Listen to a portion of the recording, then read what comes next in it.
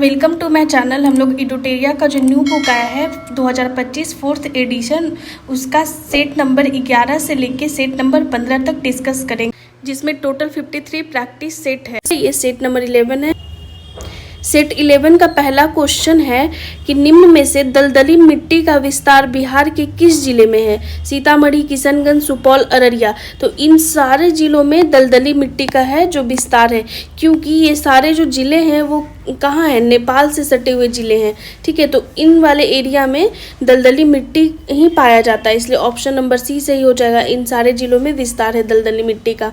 Next है आपका question number second कि दिए गए विकल्पों में कौन सी नदी अपने मार्ग परिवर्तन हेतु प्रसिद्ध है?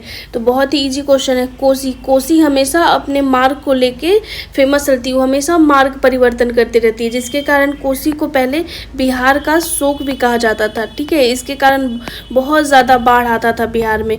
बिहार का शोक अगर पूछे तो बिहार का शोक भी कोसी नदी ही है।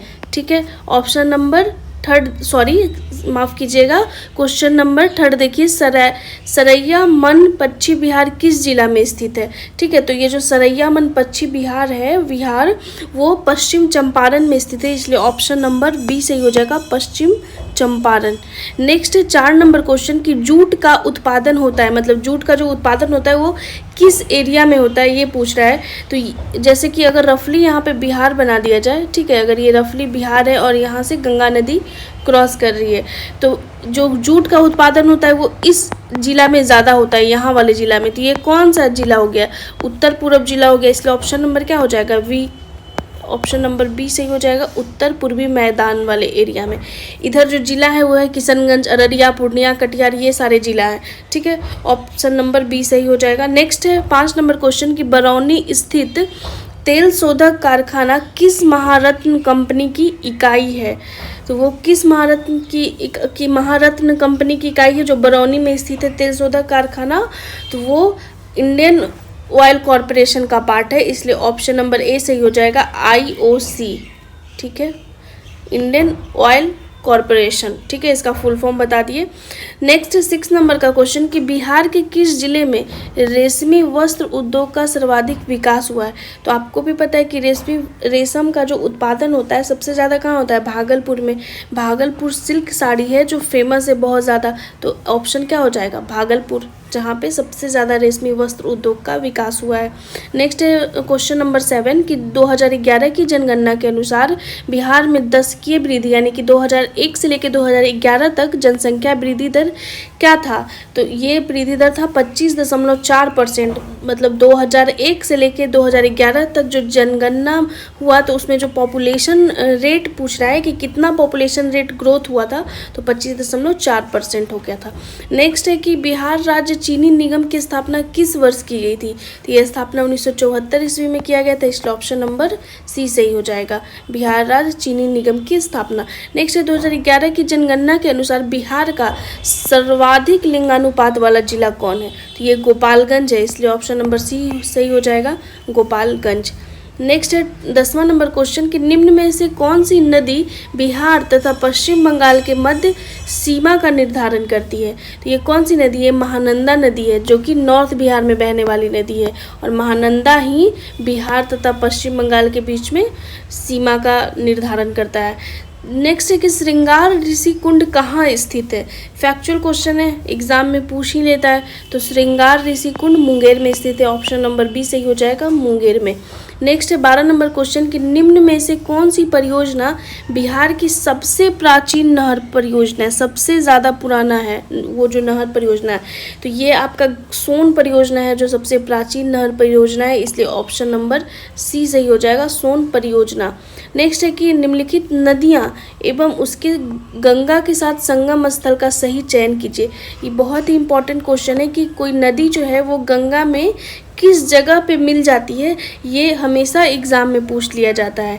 तो जो पुनपुन है वो गंगा में कहाँ से मिलती है? वो फतुहा के पास गंगा में मिल जाती है। ठीक है, नेक्स्ट है कोसी। तो कोसी गंगा में कहाँ मिलती है? कुर्सेला घाट के पास जाके मिल जाती है, इसलिए ऑप्शन नंबर सी इसके साथ मैच होगा। फिर है गंडक। तो गंडक पहलेजा घाट के पास गंगा से मिलती है, इसलिए ए के साथ मिल जाएगा। और सबसे लास्ट है कर्मनाशा, तो कर्मनाशा गंगा नदी के पास चौसा के निकट ही मिल जाती है। तो चौसा कहाँ है? बक्सर में। ठीक है, तो इस तरीके से पहला का डी किस में है? ऑप्शन नंबर सी में, इसलिए ऑप्शन नंबर सी सही हो जाएगा। फर्स्ट का डी, सेकंड का सी, थर्ड का ए, फोर्थ का बी। ठीक है, नेक्स्ट है आपका 14 नंबर क्वेश्चन कि जौ के उत्पादन में अग्रणी जिला कौन सा है, मतलब सबसे ज़्यादा जौ का उत्पादन कौन सा जिला करता है? तो वो है पश्चिम चंपारण, इसलिए ऑप्शन नंबर ए सही हो जाएगा। ठीक है, पहला। नेक्स्ट है अगर जूट पूछता, ठीक है, ये जौ पूछा है, अगर जूट पूछ दे तो जूट में सबसे ज़्यादा प्रोडक्शन जो करता है वो हमारा पूर्णिया जिला करता है। ठीक है, पूर्णिया। नेक्स्ट है कि 15 नंबर क्वेश्चन कि बिहार कृषि प्रबंधन एवं प्रसार प्रशिक्षण संस्थान कहाँ स्थित है? तो ये संस्थान पटना में ही स्थित है, इसलिए ऑप्शन नंबर ए सही हो जाएगा, पटना। नेक्स्ट है कि 2011 के जनगणना के अनुसार बिहार का लिंगानुपात कितना था? ठीक है, सेंसस 2011 से क्वेश्चन आता ही आता है, फिक्स्ड है ये सब क्वेश्चन, क्योंकि सेंसस 2011 के बाद अभी तो सेंसस कंडक्ट हुआ नहीं है, तो अभी 2011 का जनगणना से ही क्वेश्चन आ रहा है, इसलिए आप 2011 का जनगणना अच्छे से पढ़ के जाइएगा एग्जाम में। ठीक है, तो ये 918 है बिहार का लिंगानुपात। नेक्स्ट है बिहार के अधिकांश क्षेत्रों में कौन सी मिट्टी पाई जाती है? बिहार में सबसे मतलब ज़्यादातर क्षेत्रों में कौन सी मिट्टी का प्रसार है? तो ये जलोढ़ मिट्टी सबसे ज़्यादा, मतलब कि अधिकांश भाग में जलोढ़ मिट्टी आपको मिल जाएगी। नेक्स्ट है 18 नंबर क्वेश्चन कि बिहार में पंचायती राज व्यवस्था है, मतलब किस तरीके का यहाँ पंचायती राज व्यवस्था? एक स्तरीय, दो स्तरीय, त्रिस्तरीय, तो यहाँ त्रिस्तरीय पंचायती राज व्यवस्था है। ठीक है, आपको भी पता है कि त्रिस्तरीय पंचायती राज व्यवस्था क्या होता है कि ब्लॉक लेवल पे एक होता है, एक पंचायत लेवल पे हुआ, एक ब्लॉक लेवल पे होता है और फिर एक डिस्ट्रिक्ट लेवल पे होता है। तो इस तरीके से बिहार में है त्रिस्तरीय। ये जो बुक है इस सेट इसलिए भी अच्छा है क्योंकि इसमें पॉलिटी से भी क्वेश्चन आपको मिल रहा है, ज्योग्राफी से भी मिलेगा, मतलब हिस्ट्री से भी इसमें इंक्लूड किया गया, तो बहुत ही अच्छा सेट है ये इडुटेरिया का जो बिहार स्पेशल है। 19 नंबर क्वेश्चन है कि पंचायत चुनाव कराने का निर्णय किसके द्वारा लिया जाता है? मतलब कौन है जो बोलते हैं कि हाँ, कौन निर्णय लेते हैं कि हाँ पंचायत में अब चुनाव करवाना है? तो ये राज्य सरकार, मतलब खुद गवर्नमेंट, बिहार गवर्नमेंट हो या फिर कोई भी स्टेट गवर्नमेंट हो जहाँ पंचायत चुनाव होना है वहाँ निर्णय लिया जाता है राज्य सरकार के द्वारा ही। ठीक है, क्योंकि पंचायत क्या है? राज्य सूची का विषय है। नेक्स्ट है 20 नंबर क्वेश्चन की विधान परिषद के कितने सदस्य प्रत्येक 2 वर्षों के बाद सेवा निवृत्त हो जाते हैं, मतलब कि रिटायर हो जाते हैं? तो विधान परिषद यानी कि लेजिस्लेटिव काउंसिल, तो लेजिस्लेटिव काउंसिल से 1/3 जो मेंबर होते हैं वो हर 2 साल में रिटायर हो जाते हैं। ठीक है, सेवा निवृत्त हो जाते हैं, तो ऑप्शन नंबर बी सही हो जाएगा। नेक्स्ट है निम्नलिखित में से कौन राज्यपाल को शपथ दिलाता है? तो ये कौन दिलवाते हैं राज्यपाल को शपथ? तो उच्च न्यायालय के मुख्य न्यायाधीश, जो स्टेट का जो हाई कोर्ट होता है उसके जो मुख्य न्यायाधीश होते हैं वही राज्यपाल को यानी गवर्नर को शपथ दिलवाते हैं। नेक्स्ट है 22 नंबर क्वेश्चन की विधानसभाओं की संरचना का उल्लेख संविधान के किस अनुच्छेद में किया गया है? आर्टिकल से रिलेटेड क्वेश्चन है, तो आर्टिकल 170 में बोला गया है कि हाँ विधानसभा का ये संरचना होगा हमारे संविधान में। ऑप्शन नंबर बी सही हो जाएगा, अनुच्छेद 170। नेक्स्ट है कि मुख्यमंत्री की सलाह पर राज्य के मंत्रियों की नियुक्ति कौन करता है? मतलब मुख्यमंत्री वहाँ पे एडवाइस देंगे, बट राज्य की मंत्री जो रहते हैं, जो भी मिनिस्टर होते हैं, उनकी नियुक्ति कौन करता है? तो उनकी जो नियुक्ति करने वाले होते हैं वो गवर्नर होते हैं, राज्यपाल होते हैं। ठीक है, मुख्यमंत्री की सलाह पर। ऑप्शन नंबर ए सही हो जाएगा, राज्यपाल के द्वारा। नेक्स्ट है 24 नंबर क्वेश्चन कि बिहार लोक सेवा आयोग का गठन किस वर्ष किया गया था? ये भी अच्छा क्वेश्चन है। अगर आप बीपीएससी की तैयारी करते हैं तो आपको पता होना चाहिए कि आपका जो कमीशन है, जो बिहार पब्लिक सर्विस कमीशन होता है, बीपीएससी का, ठीक है, फुल फॉर्म है बिहार पब्लिक सर्विस कमीशन, तो उसका गठन किस वर्ष किया गया था? जाहिर सी बात है आपको पता होना चाहिए। तो इसका सही आंसर है 1949 ईस्वी में ही बीपीएससी का गठन हो गया था, तो ऑप्शन नंबर ए सही हो जाएगा, 1949। ठीक है, नेक्स्ट है कि बिहार के पहले दलित मुख्यमंत्री कौन थे? तो यहाँ पे दलित वर्ड ऐड कर दिया है, इसलिए पूछा, इसलिए क्वेश्चन ध्यान से पढ़ना है। पहले मुख्यमंत्री हड़बड़ा के नहीं पढ़ लेना है, पढ़ना है कि पहले दलित मुख्यमंत्री कौन थे। तो ये थे हमारे भोला पासवान शास्त्री जी, तो ऑप्शन नंबर बी सही हो जाएगा, भोला पासवान शास्त्री। नेक्स्ट है कि पटना में नमक कानून किस स्थान पर भंग किया गया। तो जब नमक सत्याग्रह हो रहा था तो कैसे Gandhi ji pan India level पे नमक बनाकर और उस नमक कानून का उल्लंघन कर रहे थे। तो पूछ रहा है बिहार में पटना जिला में किस स्थान पे ये हुआ था जहाँ पे नमक बनाकर नमक कानून को भंग किया गया था। तो ये पटना जिला के नखास पिंड जगह पे ये काम हुआ था। तो ऑप्शन नंबर सी सही हो जाएगा, नखास पिंड में। ये क्वेश्चन पूछा गया है, ठीक है, नखास पिंड। नेक्स्ट है कि भागलपुर में 1866 में ब्रह्म समाज की शाखा को किसने स्थापित किया था। तो ब्रह्म समाज की एक शाखा कहाँ स्थापित हुई थी, भागलपुर में, और कब, 1866 में। लेकिन क्वेश्चन क्या पूछा है कि ये किसने स्थापित किया था। तो ये स्थापित करने वाले थे डॉक्टर कृष्णनंदन घोष, ठीक है। तो 27 का सही आंसर क्या हो जाएगा, option number B, doctor Krishnanandan Ghosh. Next है बिहार में महत्वपूर्ण संत मखदूम शरफुद्दीन याहिया मनेरी किस सिलसिले से संबंधित थे। जैसा आपको ही पता है कि जो सिलसिला होता है, जैसे कादरी सिलसिला, सुहारवर्दी, फिरदौसी, ये सारे सिलसिले के नाम हैं। तो पूछ रहा है पर्टिकुलरली कि जो मखदूम शरफुद्दीन याहिया मनेरी थे वो किस सिलसिले से बिलोंग करते थे ये संत। तो ये क्वेश्चन है। तो ये फिरदौसी सिलसिले से बिलोंग करते थे। तो ऑप्शन नंबर सी सही हो जाएगा, फिरदौसी सिलसिला, ठीक है। नेक्स्ट है 29 नंबर क्वेश्चन, ये किस मुगल शासक ने राजकुमार अजीम को बिहार का सूबेदार बनाया था। तो औरंगजेब जो था वो बनाया था राजकुमार अजीम को, और ये राजकुमार अजीम पटना का नाम बदल के क्या कर दिया था, अजीमाबाद कर दिया था, ठीक है, यही राजकुमार। तो ऑप्शन नंबर बी सही हो जाएगा कि औरंगजेब राजकुमार अजीम को बिहार का सूबेदार बना दिया था। नेक्स्ट है 30 नंबर क्वेश्चन कि गया में आयोजित जो द्वितीय बिहार प्रांतीय किसान सम्मेलन हुआ था उसकी अध्यक्षता कौन किए थे। तो उस समय जो गया में हो रहा था सेकेंड वाला बिहार प्रांतीय किसान सम्मेलन, उसका अध्यक्षता पुरुषोत्तम दास टंडन किए थे। तो ऑप्शन नंबर सी हो जाएगा कि गया से अध्यक्षता इन्होंने किया था, ठीक है, गया में जो हुआ था। नेक्स्ट है 31 नंबर क्वेश्चन कि बिहार में सदाकत आश्रम की स्थापना की थी, मैंने किसने किए थे सदाकत आश्रम। तो ये बहुत इंपॉर्टेंट क्वेश्चन है। तो मजरूल हक के द्वारा किया गया था सदाकत आश्रम का स्थापना, इसलिए बी हो जाएगा ऑप्शन नंबर बी, ठीक है। इसी सदाकत आश्रम से मजरूल हक द मदरलैंड जो पत्रिका है उसका भी प्रकाशित किए थे, ठीक है, ये भी फैक्ट आप याद रखिएगा। 32 नंबर क्वेश्चन है कि बख्तियार खिलजी के आक्रमण के समय सेन वंशीय शासक था। ये हमेशा पूछता है कि जब बख्तियार खिलजी आक्रमण कर रहा था उस समय सेन वंश का कौन शासक था, या फिर ठीक है इस तरीके से पूछ देता। तो ऑप्शन नंबर बी सही हो जाएगा, लक्ष्मण सेन उस समय शासक था। नेक्स्ट है कि किस काल में बिहार पर दिल्ली सल्तनत के सुल्तानों का निर्णायक वर्चस्व स्थापित हुआ, ठीक है। मतलब कि बिहार पे जो था अब अधिकार हो गया था पूरी तरीके से, मतलब दिल्ली सल्तनत का, और वो निर्णायक वर्चस्व स्थापित हुआ था किसके युग में, ये क्वेश्चन पूछा जा रहा है। तो ये तुगलक काल में ये ऐसा हुआ था, ठीक है, तुगलक के समय ऐसा हुआ था, इसलिए ऑप्शन नंबर बी सही हो जाएगा। बिहार पर दिल्ली सल्तनत के सुल्तानों का निर्णायक वर्चस्व स्थापित हो गया था। नेक्स्ट है 34 नंबर क्वेश्चन के किस सुल्तान ने राजगीर स्थित जैन मंदिरों को अनुदान दिए थे। कौन है जो राजगीर में स्थित है जैन मंदिर, उसको अनुदान वगैरह दिया था। तो वो फिरोज शाह तुगलक था। तो ऑप्शन नंबर सी सही हो जाएगा, फिरोज शाह तुगलक। नेक्स्ट क्वेश्चन है 35 नंबर क्वेश्चन के 1857 के आंदोलन के दौरान किस व्यक्ति ने अंग्रेजों के विरुद्ध छापामार युद्ध किया था। तो 1857 से क्वेश्चन इंपॉर्टेंट है, और ये क्वेश्चन पूछता है कि अंग्रेजों के विरुद्ध जो छापामार युद्ध में शामिल थे, जो किए थे, वो कौन थे, ठीक है। तो वो थे हमारे अमर सिंह, जो कि कुंवर सिंह के भाई थे। अमर सिंह माफ़ कीजिएगा, अमर सिंह छापामार युद्ध में बिल्कुल महारत हासिल किए हुए थे, ठीक है। ऑप्शन नंबर सी सही हो गया। नेक्स्ट है 36 नंबर क्वेश्चन की सेन वंश की किस शासक ने कर्नाट वंश के शासक नान्यदेव को पराजित किया था, ठीक है।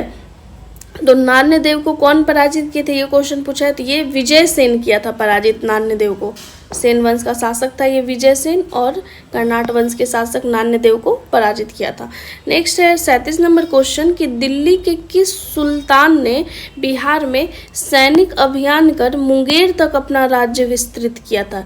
ये करने वाला दिल्ली का कौन सा सुल्तान था? तो ये सिकंदर लोदी था, जो बिहार में सैनिक अभियान किया और मुंगेर तक अपना राज्य विस्तृत कर लिया था।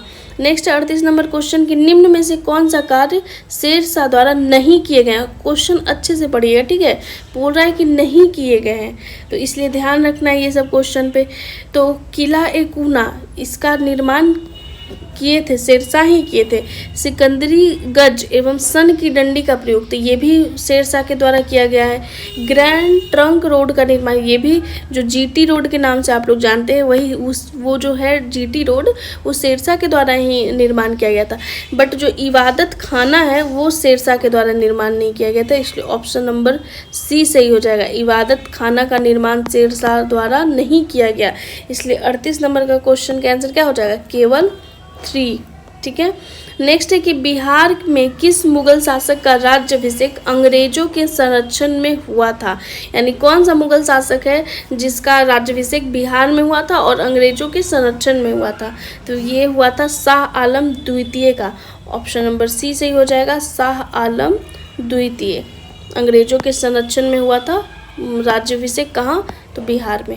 नेक्स्ट है कि बक्सर का युद्ध कब हुआ था। ये एकदम पर्टिकुलर डेट पूछा है, तो ये वाला क्वेश्चन इंपॉर्टेंट है कि बक्सर का जो युद्ध था वो कब हुआ था। तो ये हुआ था 22 अक्टूबर 1764 ईस्वी में, ठीक है। एकदम फैक्ट है, याद करिएगा, 22 अक्टूबर 1764 को बक्सर का युद्ध हुआ था। नेक्स्ट है बिहार के वहाबी नेताओं में मृत्यु दंड की सजा निम्नांकित में से किसे मिली थी। मतलब किनको जो था वो मृत्यु दंड दे दिया गया था। और तो ये मृत्यु दंड याहिया अली, मोहम्मद जफ़र, मोहम्मद शफी, इन सभी को दे दिया गया था। और ये कौन थे? ये वहाबी नेता थे, ठीक है। तो ऑप्शन नंबर डी सही हो जाएगा, उपर्युक्त में से एक से अधिक, ठीक है। नेक्स्ट है कि संथाल विद्रोह का क्षेत्र था, मतलब संथाल विद्रोह किस वाले एरिया में हुआ था। तो ये हुआ था भागलपुर से राजमहल वाले एरिया में, भागलपुर राजमहल एरिया में संथाल विद्रोह हुआ था, इसलिए ऑप्शन नंबर बी सही हो जाएगा।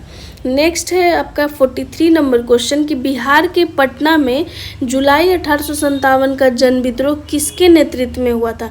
ये डेट जो मंथ है वो ध्यान दीजिएगा कि 1857 का जो विद्रोह हुआ था, तो पटना में जुलाई में जो हुआ था जन विद्रोह, वो किसके नेतृत्व में हुआ था। तो ये पीर अली के नेतृत्व में हुआ था पटना में जो 1857 का विद्रोह हुआ था, तो ऑप्शन नंबर बी सही हो जाएगा। नेक्स्ट है 44 नंबर क्वेश्चन कि बाल मुकुंद वाजपेयी ने किस पत्रिका का संपादन किया था। तो ये स्वराज कथा का संपादन किए थे बाल मुकुंद वाजपेयी, ऑप्शन नंबर ए सही हो जाएगा, स्वराज कथा। नेक्स्ट है कि बिहार में ताम्र प्रस्तर युग के परवर्ती चरण के अवशेष कहाँ से प्राप्त हुए माफ़ कीजिएगा, ये सारण, वैशाली, सोनपुर, ये सारे जिले से प्राप्त हुए हैं, ठीक है। ताम्र प्रस्तर युग का जो परवर्ती चरण जो था उसका जो भी रिमेन है, जो अवशेष है, वो वहाँ से प्राप्त हुआ है। नेक्स्ट आपका 46 नंबर क्वेश्चन कि ऋग्वेद में बिहार क्षेत्र के लिए किस शब्द का प्रयोग हुआ। ये भी क्वेश्चन है कि बिहार शब्द का जो प्रयोग है वो ऋग्वेद में किस शब्द से किया गया है। तो ये किया गया है कीकट से, ठीक है। कीकट कहा जाता था बिहार क्षेत्र को, कीकट, ठीक। नेक्स्ट है 47 नंबर क्वेश्चन कि निम्न में से कौन सा महाजनपद बिहार के क्षेत्र में स्थित नहीं था। क्वेश्चन ध्यान से पढ़ना, नहीं था पूछा है, तो आपको ही पता है मगध एवं अंग था, ठीक है। वज्जी एवं अंग भी था, बट वत्स एवं चेदी जो महाजनपद था वो बिहार में नहीं था, इसलिए ऑप्शन नंबर क्या हो जाएगा? सी सही हो जाएगा 47 का, ठीक है। नेक्स्ट है कि निम्न में से किसे हर्यक वंश के वास्तविक संस्थापक के रूप में माना जाता है। तो हर्यक वंश का जो रियल फाउंडर थे वो थे बिंबिसार, तो ऑप्शन नंबर ए सही हो जाएगा, बिंबिसार। नेक्स्ट है कि 49 नंबर क्वेश्चन कि महात्मा बुद्ध की मृत्यु के पश्चात प्रथम बौद्ध संगीति का आयोजन किस शासक के समय में हुआ था। मतलब जब महात्मा बुद्ध की मृत्यु हो गई थी तो उसके तुरंत बाद पहला जो बौद्ध काउंसिल हुआ उसका आयोजन हुआ था। तो ये जो आयोजन हुआ था पहला प्रथम बौद्ध संगीति, वो किस शासक के समय में हुआ था, ये क्वेश्चन पूछ रहा है। तो ये अजात शत्रु करवाया था, तो ऑप्शन नंबर बी सही हो जाएगा, अजात शत्रु के समय, ठीक है। अजात शत्रु के द्वारा करवाया गया था। और कहाँ हुआ था प्रथम बौद्ध संगीति, आप क्वेश्चन का आंसर बताइएगा कमेंट बॉक्स में। नेक्स्ट है 50 नंबर क्वेश्चन कि चंद्रगुप्त मौर्य के दरबार में मेगास्थनीज को भेजने वाला शासक था। तो मेगास्थनीज से क्वेश्चन आता ही आता है। मेगास्थनीज के द्वारा ही जो रचना किया गया है उसका नाम है इंडिका, ठीक है। तो इंडिका पुस्तक मेगास्थनीज का लिखा हुआ है। तो ये चंद्रगुप्त मौर्य के दरबार में कौन जो शासक था भेज दिया था, तो सेलुकस जो था वो चंद्रगुप्त मौर्य के दरबार में मेगास्थनीज को भेजा था, ठीक है। तो इस तरीके से सेट 11 का टोटल 50 क्वेश्चन यहीं पे कंप्लीट होता है। तो सेट नंबर 12 चलिए स्टार्ट करते हैं आज का डिस्कशन। पहला क्वेश्चन है कि निम्न में से कौन किस जैन तीर्थंकर का जन्म मिथिला क्षेत्र में हुआ था। तो पूछ रहा है कि मिथिला क्षेत्र में जन्म लेने वाले कौन से जैन तीर्थंकर थे। तो वो थे मल्लीनाथ और नेमिनाथ दोनों। तो मल्लीनाथ का भी जन्म और नेमिनाथ का भी जन्म जो था वो मिथिला वाले क्षेत्र में हुआ था, इसलिए ऑप्शन नंबर डी सही हो जाएगा। उपर्युक्त में से एक से अधिक, ठीक है। ए और बी दोनों सही है यहाँ पे। नेक्स्ट है सेकेंड नंबर क्वेश्चन कि मगध के परवर्ती गुप्त वंश का अंतिम शासक था। तो अंतिम शासक था जीवित गुप्त। तो ऑप्शन नंबर ए सही हो जाएगा, जीवित गुप्त, जो कि मगध के परवर्ती गुप्त वंश का अंतिम शासक था। नेक्स्ट क्वेश्चन है थर्ड नंबर क्वेश्चन कि गुप्त काल की समाप्ति के पश्चात किस वंश का शासन स्थापित हुआ था। तो ये सब क्वेश्चन बीपीएससी पूछता है कि किस वंश के बाद कौन सा वंश आया, ठीक है। तो गुप्त काल जैसे ही समाप्ति हुआ उसके बाद उसके तुरंत पश्चात किस वंश का शासन स्थापित हो गया था, तो वो हो गया था मौखरी वंश का, इसलिए ऑप्शन नंबर सी सही हो जाएगा, मौखरी वंश, ठीक है। नेक्स्ट है 4 नंबर क्वेश्चन कि निम्न विद्वानों में कौन सा विद्वान कनिष्क के दरबार में नहीं रहते थे। इसलिए क्वेश्चन अच्छे से पढ़ना, नहीं रहते थे, कौन जो थे वो कनिष्क के दरबार में नहीं रहते थे। तो कालिदास कनिष्क के दरबार में नहीं रहते थे, इसलिए ऑप्शन नंबर बी सही हो जाएगा, ठीक है, कालिदास। नेक्स्ट है कि बाकी ऑप्शन आप देख सकते हैं, वसुमित्र भी रहते थे और नागार्जुन भी कनिष्क के दरबार में रहते थे, ठीक है। तो यहाँ पे ये दोनों नहीं होगा आंसर, ऑप्शन नंबर बी सही आंसर है कि कालिदास नहीं रहते थे। नेक्स्ट है 5 नंबर क्वेश्चन कि अशोक ने अपने शासन काल के कितने वर्षों के बाद बुद्ध की ज्ञान स्थली बोध गया की यात्रा की थी। ये भी इंपॉर्टेंट क्वेश्चन है, एग्जाम में पूछता है, बीपीएससी भी पूछ चुका है। तो ये अशोक अपने 10वें वर्ष के बाद, ठीक है, बुद्ध की ज्ञान स्थली बोध गया। तो बोध गया कब गए थे, 10वें वर्ष के बाद, ठीक है, शासनकाल के 10 वर्ष के बाद गए थे। नेक्स्ट है 6ठा नंबर क्वेश्चन कि मौर्य सम्राट बिंदुसार के राज दरबार में यूनानी शासक एंटियोकस प्रथम ने किसे अपना राजदूत बनाकर भेजा था। तो वो भेजा था डायनोसियस को, इसलिए ऑप्शन नंबर बी सही हो जाएगा। डायनोसियस को कौन भेजा था, तो यूनानी शासक एंटियोकस प्रथम। और किसके राज दरबार में भेजा था, ये भी यहाँ पे आप याद कर लीजिए, तो बिंदुसार के राज दरबार में, ठीक है। नेक्स्ट है 7वां नंबर क्वेश्चन कि ऋग्वेद में मगध क्षेत्र के निवासियों के लिए किस शब्द का प्रयोग किया गया है। तो जो मगध क्षेत्र में जो लोग निवास करते थे उनके लिए ऋग्वेद में किस शब्द का यूज हुआ है, तो ब्रात्य शब्द का, ठीक है। और बिहार प्रदेश और कीकट शब्द बिहार प्रदेश के लिए, ठीक है, बिहार प्रदेश को बताने के लिए ऋग्वेद में किस चीज़ का यूज किया गया था, तो कीकट। किस वेद में, तो ऋग्वेद में, ठीक है। तो ये क्वेश्चन आप ध्यान रखिएगा। नेक्स्ट है खगोल शास्त्री आर्यभट्ट का संबंध बिहार के किस नगर से था। तो बहुत ही महान वैज्ञानिक थे, खगोल शास्त्री थे आर्यभट्ट, तो उनका संबंध बिहार से ही था, बट बिहार के किस नगर से था, तो पाटलिपुत्र से था। तो ऑप्शन नंबर सी सही हो जाएगा, पाटलिपुत्र। नेक्स्ट है 9 नंबर क्वेश्चन की पालकालीन कलाकार जो थे, पाल कला के जो कलाकार थे बिट्ठपाल कहाँ के निवासी थे। आपको भी पता है जो पाला आर्ट है उसके बहुत फेमस आर्टिस्ट में गिने जाते हैं बिट्ठपाल। तो पूछ रहा है कि वो कहाँ के निवासी थे, तो वो निवासी थे नालंदा जिला के, इसलिए ऑप्शन नंबर बी सही हो जाएगा, नालंदा, ठीक है। नेक्स्ट है 10वां नंबर क्वेश्चन की बख्तियार खिलजी की हत्या किसने की थी। आपको भी पता है कि जब बख्तियार खिलजी अभियान किया था बिहार पे, उसके बाद जब लौट रहा था तो उसका हत्या कर दिया गया था। तो उसका जो हत्या है वो अली मर्दान खां किया था, ठीक है। और बख्तियार खिलजी का जो शव है वो कहाँ दफनाया गया था, तो इसके शव को दफनाया गया था, बख्तियार खिलजी के शव को बिहार शरीफ में ही, ठीक है। तो ये क्वेश्चन पूछता है कि बख्तियार खिलजी का जो शव है वो कहाँ दफनाया गया था, तो बिहार शरीफ में दफनाया गया था, ठीक है। नेक्स्ट है 11 नंबर क्वेश्चन कि सिकंदर लोदी ने 1495-96 में बंगाल के किस शासक को पराजित कर दरिया खान नुहानी को बिहार का उप शासक नियुक्त किया था? तो ये हुसैन शाह सरकी, ठीक है, हुसैन शाह सरकी को, ऑप्शन नंबर ए सही हो जाएगा। हुसैन शाह सरकी को पराजित करके दरिया खान नुहानी को अपना बिहार का उपशासक बना दिया था। ये कौन किया था ये काम? ये सिकंदर लोदी किया था।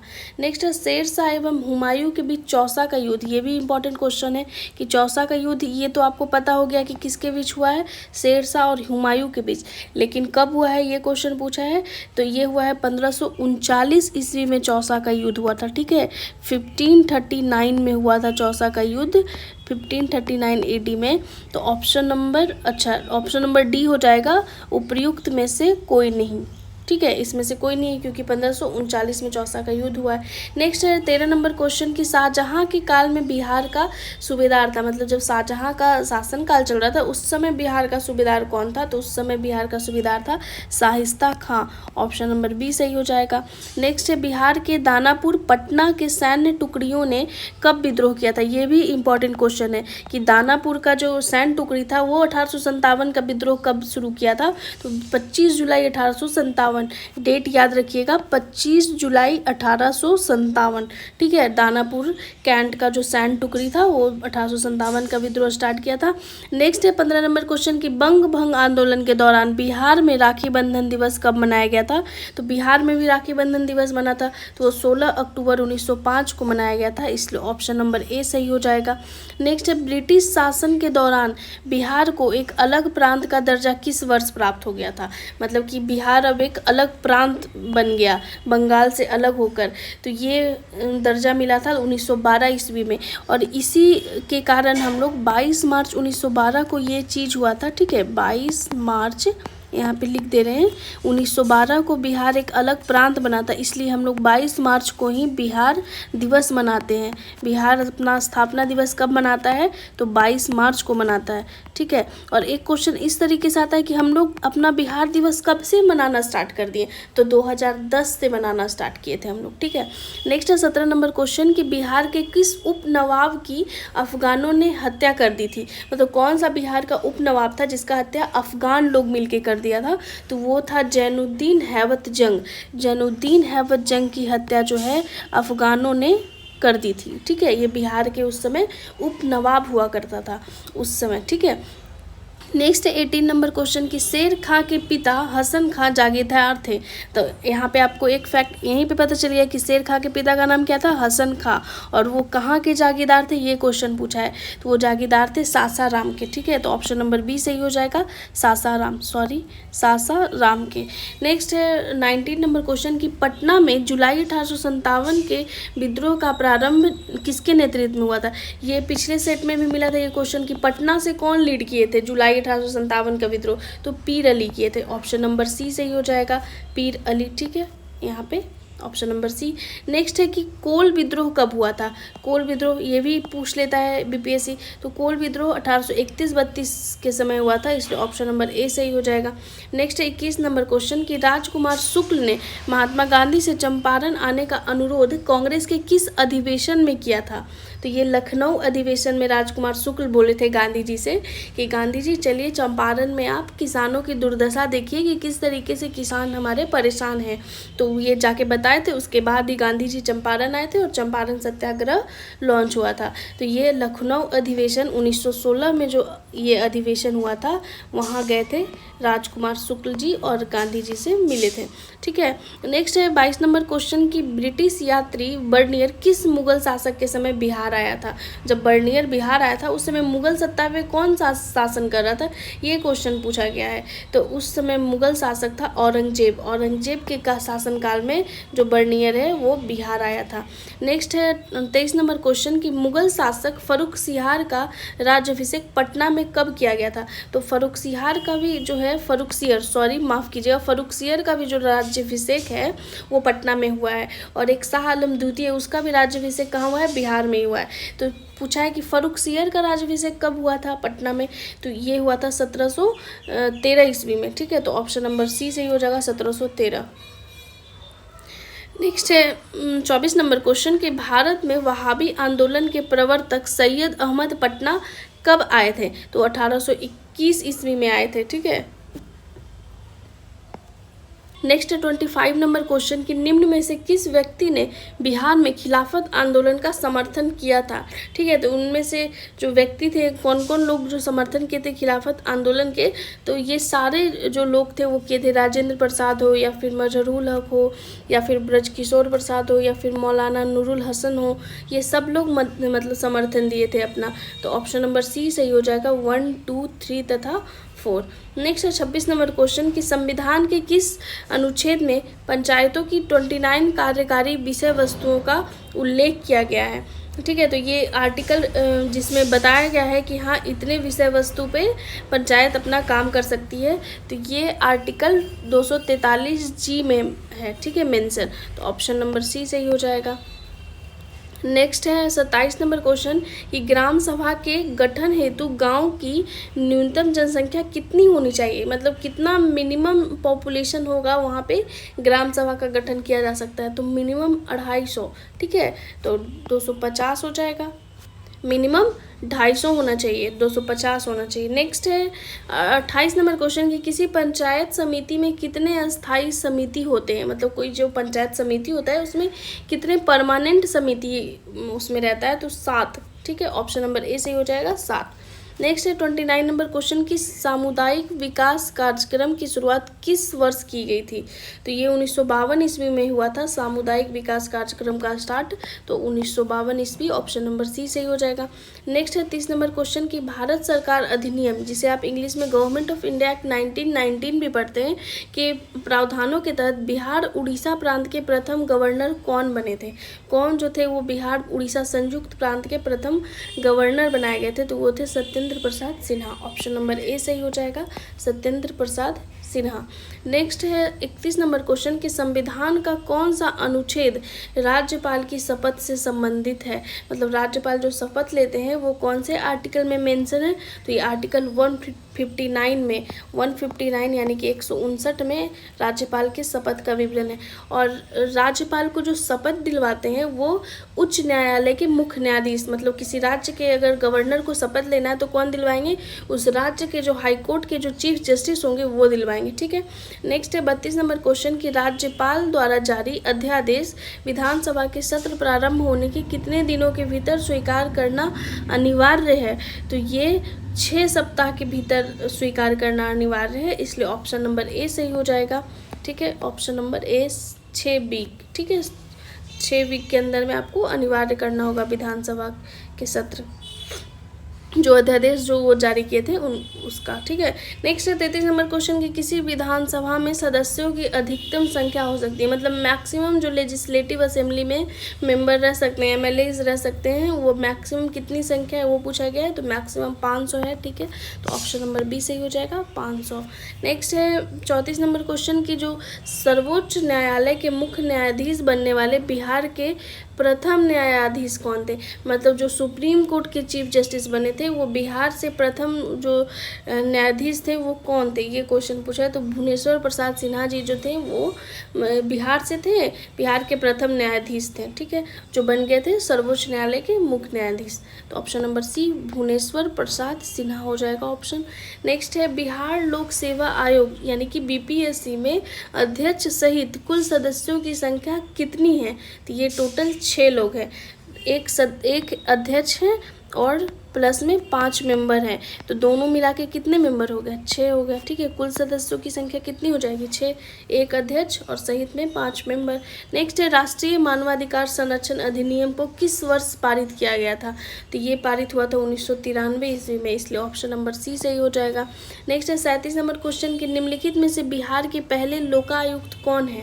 ये क्वेश्चन हमेशा पूछा है। तो पहले जो लोकायुक्त हैं बिहार के वो है श्रीधर वासुदेव सोहनी जी। तो ऑप्शन नंबर बी सही हो जाएगा, वासुदेव सोहनी। नेक्स्ट है 38 नंबर क्वेश्चन कि बिहार का राजकीय चिन्ह क्या है? ये फैक्चुअल क्वेश्चन है बट पूछता है। तो बिहार का जो राजकीय चिन्ह है वो बोधि वृक्ष है। ऑप्शन नंबर बी सही हो जाएगा, बोधि ब्रिज। नेक्स्ट है 39 नंबर क्वेश्चन कि सर्वाधिक अनुसूचित जनजाति प्रतिशत वाला जिला कौन है। कहाँ मतलब किस जिला में जो है वो शेड्यूल्ड ट्राइब ज़्यादा मिलते हैं, ये क्वेश्चन पूछा गया है। तो ये पश्चिम चंपारण जिला में सबसे ज़्यादा एसटी की जनसंख्या है, इसलिए ऑप्शन नंबर बी सही हो जाएगा, पश्चिम चंपारण। नेक्स्ट है 2011 की जनगणना के अनुसार 1000 से अधिक लिंगानुपात वाले जिलों की संख्या बिहार में कितनी है। मतलब कौन ऐसा जिला है जहाँ पे 1000 से ज़्यादा लड़की की संख्या है। लिंगानुपात वही होता है कि लड़कियों पर 1000 लड़के पे लड़कियों की संख्या। तो कहाँ है जो 1000 से भी अधिक है। तो ये जिला मात्र कितना है बिहार में, तो मात्र एक जिला ऐसा है जहाँ 1000 से अधिक लिंगानुपात है। ऑप्शन नंबर ए सही हो जाएगा, मात्र एक जिला है 2011 की जनगणना के अकॉर्डिंग। नेक्स्ट है 41 नंबर क्वेश्चन की प्लाईवुड उद्योग के लिए बिहार का कौन सा जिला सर्वाधिक प्रसिद्ध है। मतलब सबसे ज़्यादा उस जिला में प्लाईवुड उद्योग है, तो ये हमारा वैशाली जिला है। ऑप्शन नंबर ए सही हो जाएगा, वैशाली प्लाईवुड उद्योग के लिए फेमस है। नेक्स्ट है बिहार में सर्वाधिक वर्षा किस क्षेत्र पे होती है, मतलब सबसे ज़्यादा बारिश। तो आपको भी पता है कि सबसे ज़्यादा बारिश बिहार में किशनगंज, अररिया, पूर्णिया वाले क्षेत्र में सबसे ज़्यादा बारिश होती है। तो ये किस क्षेत्र में जिला है, तो ये नॉर्थ ईस्ट वाला जिला है। मतलब बिहार का जो नॉर्थ ईस्ट जिला है वो है, ठीक है, उत्तर पूर्व क्षेत्र। नेक्स्ट है 43 नंबर क्वेश्चन कि मुख्यमंत्री नीतीश कुमार ने हर घर बिजली योजना की शुरुआत कब की थी। हर घर बिजली योजना बिहार सरकार का एक इनिशिएटिव था। तो जो हम सीएम है नीतीश कुमार, वो इसकी जो शुरुआत होती है वो कब की थी, ये क्वेश्चन पूछा गया। तो ये 25 सितंबर 2017 में ही इसका शुरुआत हुआ था। इसका ऑप्शन नंबर बी सही हो जाएगा, 25 सितंबर 2017। नेक्स्ट है कहलगांव विद्युत परियोजना किसके सहयोग से स्थापित किया गया। तो कहलगांव में जो विद्युत परियोजना है वो जो स्थापित हुआ है किसके सहयोग से स्थापित हुआ है, तो वो एनटीपीसी के द्वारा स्थापित किया गया है। तो एनटीपीसी के सहयोग से कहलगांव जो बिजली वाला जो बिजली घर है वो एनटीपीसी के सहयोग से स्थापित किया गया। नेक्स्ट है 45 नंबर क्वेश्चन की प्रसिद्ध नानक जल कुंड स्थित है। नानक जल कुंड कहाँ है, तो नानक जल कुंड राजगीर में स्थित है, इसलिए ऑप्शन नंबर ए सही हो जाएगा, राजगीर। नेक्स्ट है 46 नंबर क्वेश्चन की परमान डॉल्फिन अभ्यारण्य स्थित है। मतलब जो परमान डॉल्फिन अभ्यारण्य है वो कहाँ स्थित है, तो वो अररिया जिला में स्थित है। तो ऑप्शन नंबर ए सही हो जाएगा, अररिया, ठीक है। नेक्स्ट है आपका 47 नंबर क्वेश्चन की कृषि रोड मैप 3 की कार्य अवधि है। तो कृषि रोड मैप 3 की कार्य अवधि है 2017 से 2022। पहला जो कृषि रोड मैप आया था वो कब आया था, 2008 में, ठीक है, पहला 2008 में आया था, 2008 से 2012। दूसरा था आपका वहाँ यहाँ पे टोटल बता दे रहे हैं, 2012 से था 2017। तीसरा जो था आपका 2017 से 22, ठीक है, और चौथा था 2000 जो अभी प्रेजेंट में चल रहा है 2023 से 2028। तो इस तीसरा पूछ दिया, ठीक है, तीसरा 2017 से 2022। नेक्स्ट है दिए गए विकल्पों में कौन सा जिला पश्चिम बंगाल के साथ सीमा साझा नहीं करता है। कौन है जो वेस्ट बंगाल के साथ अपना बॉर्डर शेयर नहीं करता है, तो वो जिला है आपका सुपौल, भागलपुर, किशनगंज, ठीक है। तो इसमें से हो जाएगा आपका सुपौल और भागलपुर, ये दोनों नहीं करता है वेस्ट बंगाल से, ठीक है, सुपौल और भागलपुर, ये तो हो जाएगा उपयुक्त में से एक से अधिक आंसर। किशनगंज तो करता है, किशनगंज पश्चिम बंगाल के साथ सीमा साझा करता है। तो कौन नहीं करता है, तो सुपौल नहीं करता है और भागलपुर नहीं करता है। नेक्स्ट है 49 नंबर क्वेश्चन कि हिमालय के तराई क्षेत्र में कौन सी चट्टान पाई जाती है। हिमालय का जो तराई क्षेत्र है वहाँ सबसे ज़्यादा जो चट्टान मिलता है वो टर्सरी क्रम का चट्टान मिलता है, इसलिए ऑप्शन नंबर ए सही हो जाएगा, टर्सियरी, ठीक है। सबसे लास्ट क्वेश्चन है इस सेट का 50वां नंबर कि बिहार में पुरानी जलोढ़ मिट्टी का विस्तार है। मतलब जो पुरानी जलोढ़ मिट्टी है उसका विस्तार कहाँ से कहाँ है, तो ये भागलपुर, मुंगेर, पटना, गया, रोहतास वाले ज़िला में मिलता है, तो इसलिए ऑप्शन नंबर ए सही हो जाएगा, ठीक है। तो इस तरीके से सेट 12 का टोटल 50 क्वेश्चन यहीं पे खत्म होता है। सेट नंबर 13 का पहला क्वेश्चन है कि बिहार से प्राप्त मौर्य अभिलेखों की लिपि है। मतलब जो मौर्य अभिलेख मिला है बिहार में वो कौन से लिपि में मिला है, तो वो ब्राह्मी लिपि में मिला है, तो ऑप्शन नंबर सी सही हो जाएगा, ब्राह्मी लिपि। नेक्स्ट है सेकेंड नंबर क्वेश्चन कि महावीर स्वामी ने किस स्थान पर अपना अंतिम उपदेश दिए थे। तो महावीर स्वामी के बारे में बात किया है कि वो अपना अंतिम उपदेश कहाँ कहाँ दिए थे, तो अपना अंतिम उपदेश पावापुरी में दिए थे और यहीं इनका महापरिनिर्वाण भी हुआ था, मतलब महावीर स्वामी यहीं पे अंतिम सांस भी लिए थे पावापुरी में ही। ठीक है, तो ये भी फैक्ट आप याद रखिएगा। नेक्स्ट है तीसरा नंबर क्वेश्चन कि प्रथम जैन संगीति की अध्यक्षता किस जैन आचार्य ने की थी। तो ये भी क्वेश्चन एग्जामिनेशन में पूछ लेता है, बुद्धिस्ट काउंसिल से तो पूछता ही पूछता है और जैन संगीति से भी क्वेश्चन आता है। तो जो प्रथम जैन संगीति था उसका अध्यक्षता स्थूलभद्र किए थे। तो स्थूलभद्र जो जैन आचार्य थे उन्होंने किया था पहला जैन संगीति की अध्यक्षता। ठीक है, नेक्स्ट क्वेश्चन है 4 नंबर की निम्नलिखित में से मगध का कौन सा राजा सिकंदर महान के समकालीन थे। मतलब जब सिकंदर महान शासन कर रहा था तो उस समय मगध का राजा कौन था, ये क्वेश्चन पूछा गया है। तो उस समय मगध पे धनानंद नाम का राजा राज कर रहा था, इसलिए ऑप्शन नंबर बी हो जाएगा कि धनानंद के समकालीन कौन था, सिकंदर महान था। नेक्स्ट है 5 नंबर क्वेश्चन कि पाटलिपुत्र को मगध की अस्थायी राजधानी के रूप में किसने स्थापित किया। ये भी क्वेश्चन हमेशा रिपीट होता है। तो स्थायी रूप से पाटलिपुत्र को मगध की अस्थायी राजधानी बनाने वाला कालाशोक था, इसलिए ऑप्शन नंबर ए सही हो जाएगा, कालाशोक। ठीक है, नेक्स्ट क्वेश्चन है 6 नंबर क्वेश्चन कि किस शासक के कार्यकाल में शैलेंद्र वंश के शासक ने नालंदा में एक बौद्ध मठ की स्थापना करवाया था। तो ये कौन करवाए थे, तो ये देवपाल करवाए थे। तो ये क्वेश्चन को फिर से आप पढ़ लीजिए कि शैलेंद्र वंश के शासक ने नालंदा में एक बौद्ध मठ की स्थापना कराया था। तो ये किस शासक के कार्यकाल में ये काम हुआ था, तो ये देवपाल के कार्यकाल में हुआ था, जो बौद्ध मठ कहाँ स्थापित हुआ था, नालंदा में स्थापित हुआ था। नेक्स्ट है 7 नंबर क्वेश्चन कि बक्सर युद्ध के पश्चात किस मुगल शासक ने बिहार, बंगाल एवं उड़ीसा के क्षेत्रों में लगान वसूली का अधिकार ईस्ट इंडिया कंपनी को प्रदान किया था। तो ये शाह आलम द्वितीय था जो ईस्ट इंडिया कंपनी को बिहार, बंगाल और उड़ीसा के क्षेत्र में वसूली का अधिकार दे दिया था। ठीक है, लगान वसूली का अधिकार, इसलिए ऑप्शन नंबर ए सही हो जाएगा 7th का।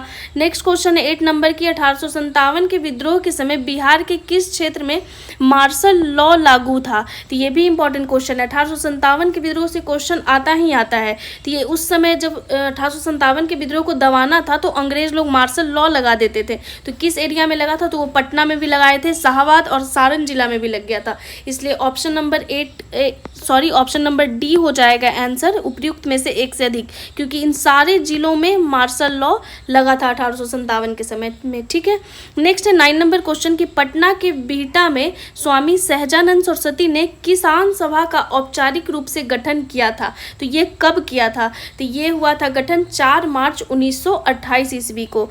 ये क्वेश्चन आप फैक्ट के रूप में याद कर सकते हैं कि 4 मार्च 1928 को स्वामी सहजानंद सरस्वती किसान सभा का औपचारिक रूप से गठन करते हैं। कहाँ करते हैं, तो पटना के बिहटा में करते हैं। और बिहटा रिसेंटली अभी न्यूज में रहा था क्योंकि बिहटा में बिहार का पहला ड्राई पोर्ट बना है। ठीक है, तो ये भी फैक्ट आप यहाँ से करंट से लिंक करके याद कर सकते हैं, पूछ सकता है। नेक्स्ट है 10वां नंबर क्वेश्चन कि बिहार के किस क्षेत्र से खिलजी कालीन सिक्के प्राप्त हुए हैं। तो जो खिलजी के समय में जो सिक्के चलते थे वो बिहार के किस क्षेत्र से प्राप्त हुए, ये क्वेश्चन है। तो ये शाहपुर से प्राप्त हुआ, और शाहपुर कहाँ है, भोजपुर जिला में।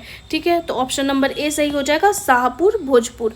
नेक्स्ट है 11 नंबर क्वेश्चन कि किस मुगल शासक के समय अंग्रेज यात्री पीटर मुंडी ने बिहार की यात्रा की थी। तो पीटर मुंडी जब यात्रा कर रहा था बिहार का, उस समय मुगल सत्ता पे कौन था, ये क्वेश्चन है। तो उस समय शाहजहां था, तो शाहजहां के कार्यकाल में ही पीटर मुंडी बिहार आया था, बिहार की यात्रा किया था। नेक्स्ट है 12 नंबर क्वेश्चन कि किस मुगल सम्राट का पुत्र राजकुमार परवेज बिहार का सूबेदार नियुक्त हुआ। जो बिहार का सूबेदार बनने वाला वह पहला मुगल राजकुमार था। तो ये जहांगीर का पुत्र था। ठीक है, जहांगीर का बेटा था राजकुमार परवेज, और वो बिहार का सूबेदार नियुक्त हुआ था। और ये कौन था, ये पहला मुगल राजकुमार था जो बिहार का सूबेदार बना था, राजकुमार परवेज। और किसका पुत्र था, तो जहांगीर का पुत्र था। ऑप्शन नंबर ए सही हो जाएगा। नेक्स्ट है 13 नंबर क्वेश्चन कि बिहार के किस सूबेदार द्वारा व्यापार पर कर लगा दिए जाने के कारण ब्रिटिश फैक्ट्री की प्रमुख जॉब चरनॉक ने हुगली शहर को लूट लिया था।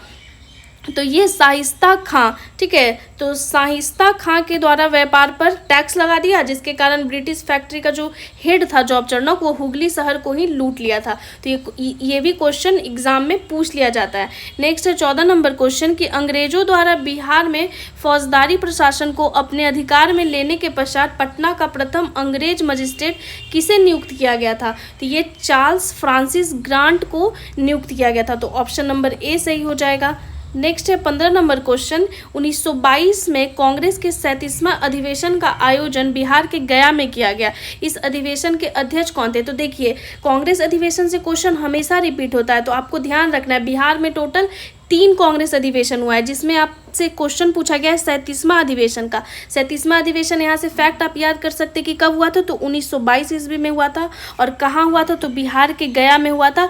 लेकिन पूछा है कि उसकी अध्यक्षता कौन किए थे, तो ये भी याद रखिएगा। तो जो 37वां अधिवेशन जो गया में हुआ था, उसका अध्यक्षता CR दास यानी कि चित्तरंजन दास किए थे। तो ऑप्शन नंबर बी सही हो जाएगा, चित्तरंजन दास। नेक्स्ट है 16 नंबर क्वेश्चन कि भारतीय राष्ट्रीय कांग्रेस के दूसरे अधिवेशन में बिहार के कितने प्रतिनिधियों ने भाग लिया था? तो ये भी क्वेश्चन पूछता है, जब इंडियन नेशनल कांग्रेस का स्थापना हुआ था, तो जो उसका दूसरा अधिवेशन हुआ था, उसमें पूछा कि बिहार से कितने लोग वहां गए थे प्रतिनिधि के रूप में। तो बिहार से टोटल मतलब 32 लोग यानी कि 32 लोग ही गए थे जब इंडियन नेशनल कांग्रेस का दूसरा अधिवेशन हो रहा था, इसलिए ऑप्शन नंबर बी सही हो जाएगा, 32। नेक्स्ट है 17 नंबर क्वेश्चन कि स्वामी सहजानंद सरस्वती ने बिहार प्रांतीय किसान सभा की स्थापना कब की थी? तो स्वामी सहजानंद से भी क्वेश्चन एग्जाम में हमेशा पूछता है। तो बिहार प्रांतीय किसान सभा, ठीक है, ये कब हुआ था स्थापना या किसने किया था, ये क्वेश्चन हमेशा रिपीट हुआ है। तो स्वामी सहजानंद सरस्वती किए हैं और कब किए हैं? तो 1929 ईस्वी में किए, इसलिए ऑप्शन नंबर बी सही हो जाएगा, 1929। नेक्स्ट 18 नंबर क्वेश्चन है कि बिहार में होम रूल लीग की स्थापना कब हुई थी? तो होम रूल लीग से भी क्वेश्चन आता ही आता है। तो होम रूल लीग का जो स्थापना हुआ था बिहार में, वो 16 दिसंबर 1916 को हुआ था, इसलिए ऑप्शन नंबर ए सही हो जाएगा। बिहार के जो भी एग्जाम होते हैं उसमें ना फैक्ट जो होता है एकदम नज़दीक नज़दीक पूछ लेता है। जैसे ऑप्शन आप सी ही देखिए, 16 फरवरी लिखा है, 16 अप्रैल लिखा है, इसलिए आपको एकदम ध्यान देना है, गौर से पढ़ना है कि 16 दिसंबर 1916 ईस्वी को ही बिहार में होम रूल लीग की स्थापना हुई थी। नेक्स्ट है 19 नंबर क्वेश्चन कि चंपारण में 3 कठिया पद्धति के अंतर्गत किसानों को अपनी भूमि के कितने भाग पर नील की खेती करना अनिवार्य था? तो ये था 3/20 भाग पे नील की खेती करना अनिवार्य था, और इसे ही हम लोग एक प्रणाली कहते हैं, जिसे कहते हैं 3 कठिया प्रणाली। ठीक है, 3 कठिया प्रणाली, ठीक है, यहाँ पे लिख दे रहे हैं 3 कठिया प्रणाली। 3 कठिया प्रणाली अगर पूछ दे कि क्या है, तो 3/20 भाग पे किसान लोग को, मतलब 20 जो भाग था उसमें 3 हिस्से पे नील की खेती करना एकदम कंपलसरी था, अनिवार्य था। ठीक है, नेक्स्ट है 20 नंबर क्वेश्चन कि बिहार में किस आंदोलन के दौरान राजेंद्र प्रसाद ने वकालत छोड़ दी थी? तो ये भी क्वेश्चन अच्छा है कि राजेंद्र प्रसाद कब अपना वकालत छोड़ दिए थे, कौन सा आंदोलन उस समय चल रहा था? तो उस समय असहयोग आंदोलन चल रहा था। तो असहयोग आंदोलन में ही डॉक्टर राजेंद्र प्रसाद अपनी वकालत छोड़ देते हैं। ठीक है, नेक्स्ट है 21 नंबर क्वेश्चन कि सविनय अवज्ञा आंदोलन के दौरान बिहार में पहली बार राजनीतिक अभियोग में गिरफ्तार होने वाली महिला थी, मतलब पहली बार कोई महिला गिरफ्तार हुई थी, ये क्वेश्चन पूछ रहा है। तो इस समय 2 महिला गिरफ्तार हुई थी, पहला है श्रीमती सरस्वती देवी जी और दूसरा है श्रीमती साधना देवी जी। तो ये दोनों गिरफ्तार हुई थी कब? जब बिहार में पहली बार राजनीतिक अभियोग लगा था। ठीक है, सविनय अवज्ञा आंदोलन के दौरान। तो ऑप्शन नंबर ए भी सही है, ऑप्शन नंबर बी भी सही है, इसलिए ऑप्शन नंबर हमारा डी सही हो जाएगा, उपयुक्त में से एक से अधिक। ठीक है, नेक्स्ट है 22 नंबर क्वेश्चन कि डॉक्टर राजेंद्र प्रसाद को 9 अगस्त 1942 को गिरफ्तार करके भेजा गया था। मतलब जब भारत छोड़ो आंदोलन चल रहा था तो डॉक्टर राजेंद्र प्रसाद को गिरफ्तार करके कौन से जेल में भेजा गया था? तो ये बांकीपुर जेल में उनको भेजा गया था, इसलिए ऑप्शन नंबर सी सही हो जाएगा, बांकीपुर जेल। नेक्स्ट है 23 नंबर क्वेश्चन कि पलासी के युद्ध जो कि 1757 ईस्वी में हुआ था के उपरांत बिहार का उपनवाब किसे बनाया गया था? ये भी क्वेश्चन हमेशा पूछता है कि जब 1757 में पलासी का युद्ध हो रहा था तो उस समय बिहार का उपनवाब किसे बनाया गया था? क्वेश्चन को ध्यान से पढ़िएगा। तो उस समय बिहार का उपनवाब कौन था? मीरन था, इसलिए ऑप्शन नंबर ए सही हो जाएगा, मीरन।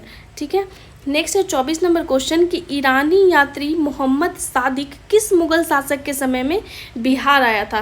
तो ये ईरान का था मोहम्मद सादिक, और मुगल सत्ता पे कौन राज कर रहा था जब वो मोहम्मद सादिक बिहार आया था? तो ठीक है, ये क्वेश्चन है। तो उस समय मुगल सत्ता पे जहांगीर का राज था। तो जहांगीर जब अपना शासन चला रहा था मुगल सत्ता पे, उस समय ईरान का एक यात्री मोहम्मद सादिक बिहार आता है। ठीक है, इसलिए ऑप्शन नंबर बी सही हो जाएगा, जहांगीर। नेक्स्ट क्वेश्चन है 25 नंबर क्वेश्चन कि निम्न में से कौन बिहार का अंतिम अफगान शासक था। ये भी क्वेश्चन पूछता है कि अंतिम अफगान शासक बिहार का, मतलब अफगान रूल उसके बाद खत्म हो गया था, तो कौन था। तो दाऊद खां सबसे लास्ट शासक था अफगान रूल का। ठीक है, बिहार का अंतिम अफगान शासक था। ऑप्शन नंबर सी सही हो जाएगा। नेक्स्ट है 26 नंबर क्वेश्चन कि बिहार के लगभग कितने प्रतिशत भूभाग पर जलोढ़ मृदा का विस्तार पाया जाता है। मतलब बिहार का जो ज्योग्राफिकल एरिया है उसमें कितना परसेंट जलोढ़ मृदा का विस्तार है। तो 90%, लगभग बिहार के 90% हिस्से में कैसी मृदा पाई जाती है, तो वो जलोढ़ मृदा पाई जाती है। इसलिए ऑप्शन नंबर ए सही हो जाएगा, 90%। नेक्स्ट है 27 नंबर क्वेश्चन कि निम्नलिखित में से किस मिट्टी को धान के उत्पादन हेतु उपयुक्त माना जाता है। मतलब कौन सा मिट्टी है जो धान के लिए एकदम बेस्ट है, उसमें धान हमारा अच्छा होता है। तो खादर मिट्टी, खादर मिट्टी में धान का जो खेती है उसका उत्पादन है वो बहुत ही उपयुक्त माना गया है। इसलिए ऑप्शन नंबर ए सही हो जाएगा। ये जो सेट है इडुटेरिया का वो बहुत ही अच्छा है, क्योंकि आप देख रहे हैं यहाँ पे ज्योग्राफी का भी क्वेश्चन है, हिस्ट्री से भी क्वेश्चन लिया गया है और पॉलिटी से भी क्वेश्चन लिया गया है। तो बहुत अच्छे से इस सेट को डिज़ाइन किया गया है। तो आप ज़्यादा से ज़्यादा इसका रिवीजन कीजिए, तभी आप का मतलब एग्ज़ाम में अच्छा हो पाएगा, मतलब आपको लाभ मिल पाएगा। नेक्स्ट हम लोग देखते हैं 28 नंबर क्वेश्चन कि किस नदी को नारायणी के उपनाम से भी जाना जाता है। तो ये बीपीएससी हमेशा क्वेश्चन पूछता है नदी के उपनाम से। तो नारायणी के उपनाम से कौन सी नदी जानी जाती है, तो ये गंडक नदी का नाम है नारायणी। ठीक है, गंडक को हम लोग नारायणी के नाम से भी जानते हैं। नेक्स्ट है 29 नंबर क्वेश्चन कि मेची निम्नलिखित में से किसकी सहायक नदी है। मतलब कौन सी नदी की ट्रिब्यूटरी है मेची नदी, ये भी इंपॉर्टेंट है। तो महानंदा नदी की ट्रिब्यूटरी है मेची नदी। ठीक है, तो ऑप्शन नंबर ए सही हो जाएगा, महानंदा।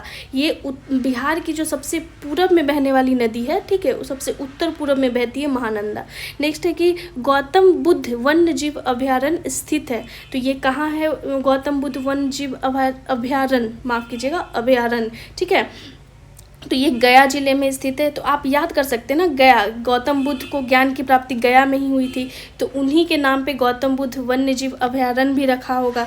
ठीक है, तो इस तरीके से आप कोरिलेट करके आंसर को याद कर सकते हैं। ठीक है, गौतम बुद्ध तो गया। ठीक है, इस तरीके से। नेक्स्ट है कि बिहार के कितने जिले उत्तर प्रदेश के साथ सीमा साझा करते हैं। मतलब कितना जिला है जो यूपी के साथ बॉर्डर लगता है। तो ये टोटल 8 जिला है। अगर हम लोग रफली यहाँ पे बिहार का मैप को ड्रॉ करें, ठीक है, यहाँ से गंगा नदी है, तो ये यहाँ पे यूपी है।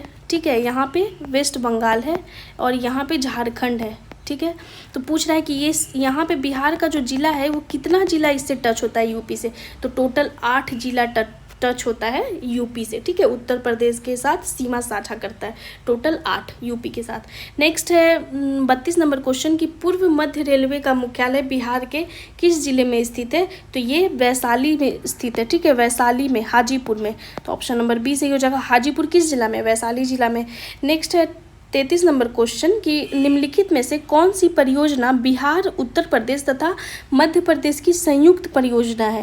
तो ये इंपॉर्टेंट क्वेश्चन है। तो ये बाण सागर परियोजना। ठीक है, इस परियोजना का नाम है बाण सागर परियोजना। और किसके साथ ये मिलके बना है ये परियोजना, तो बिहार, उत्तर प्रदेश तथा मध्य प्रदेश का एक ज्वाइंट प्रोजेक्ट है ये बाण सागर। ठीक है, नेक्स्ट 34 नंबर क्वेश्चन कि निम्नलिखित में कौन खरीफ फसल का उदाहरण है।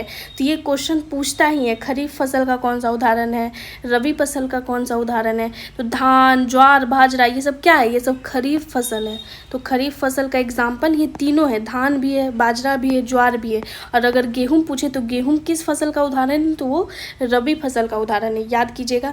नेक्स्ट है 35 नंबर क्वेश्चन कि वर्मी कंपोस्ट के व्यावसायिक उत्पादन पर अनुदान देने वाला देश का पहला राज्य कौन है। मतलब वर्मी कंपोस्ट जो होता है, ठीक है, उसके कमर्शियल प्रोडक्शन पे अगर कमर्शियल लेवल पर प्रोडक्शन हो रहा है तो उसमें ग्रांट देने वाला देश का पहला स्टेट कौन बना है, तो वो बना है अपना स्टेट बिहार। ठीक है, तो बिहार पहला स्टेट बन गया है पूरे देश में जो वर्मी कंपोस्ट के कमर्शियल प्रोडक्शन पे ग्रांट देगा।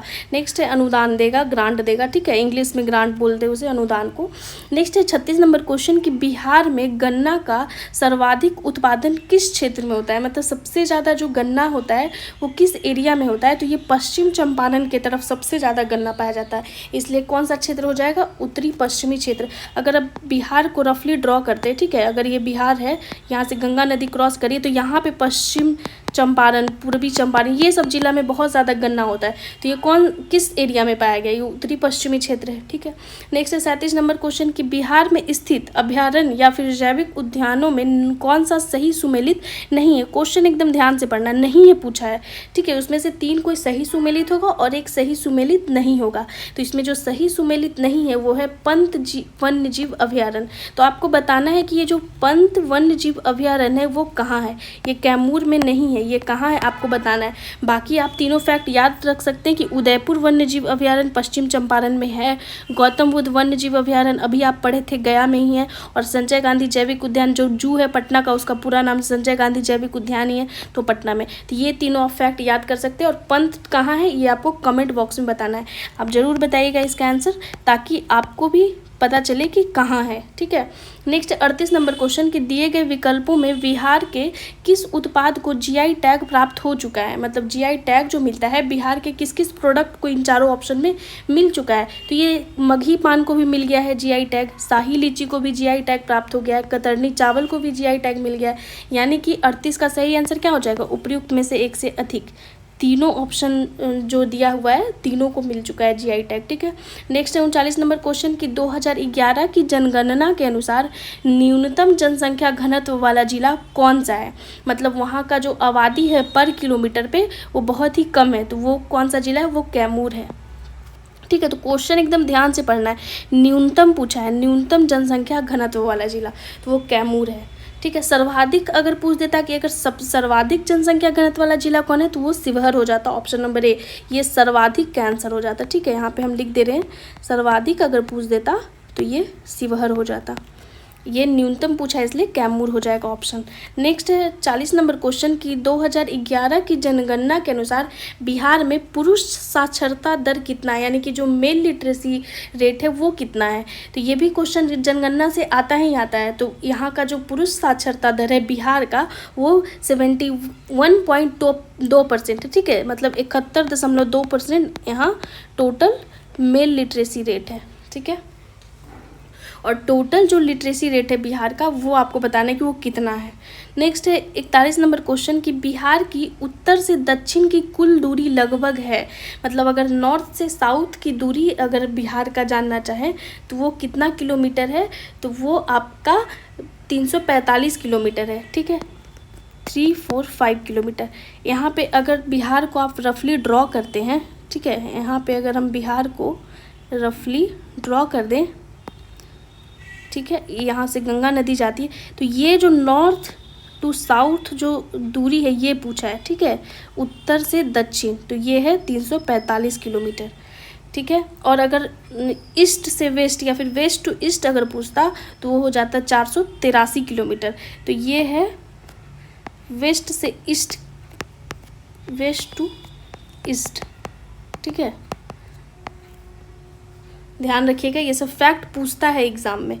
नेक्स्ट है आपका 42 नंबर क्वेश्चन कि बिहार विधानसभा की कौन सी विधानसभा सीट अनुसूचित जनजाति हेतु आरक्षित है, मतलब बिहार विधानसभा इंग्लिश में अगर बोले तो लेजिस्लेटिव असेंबली, बिहार का जो लेजिस्लेटिव असेंबली है उसमें कौन सा विधानसभा सीट है जो एसटी के लिए रिजर्व है, उस सीट का नाम बताना है।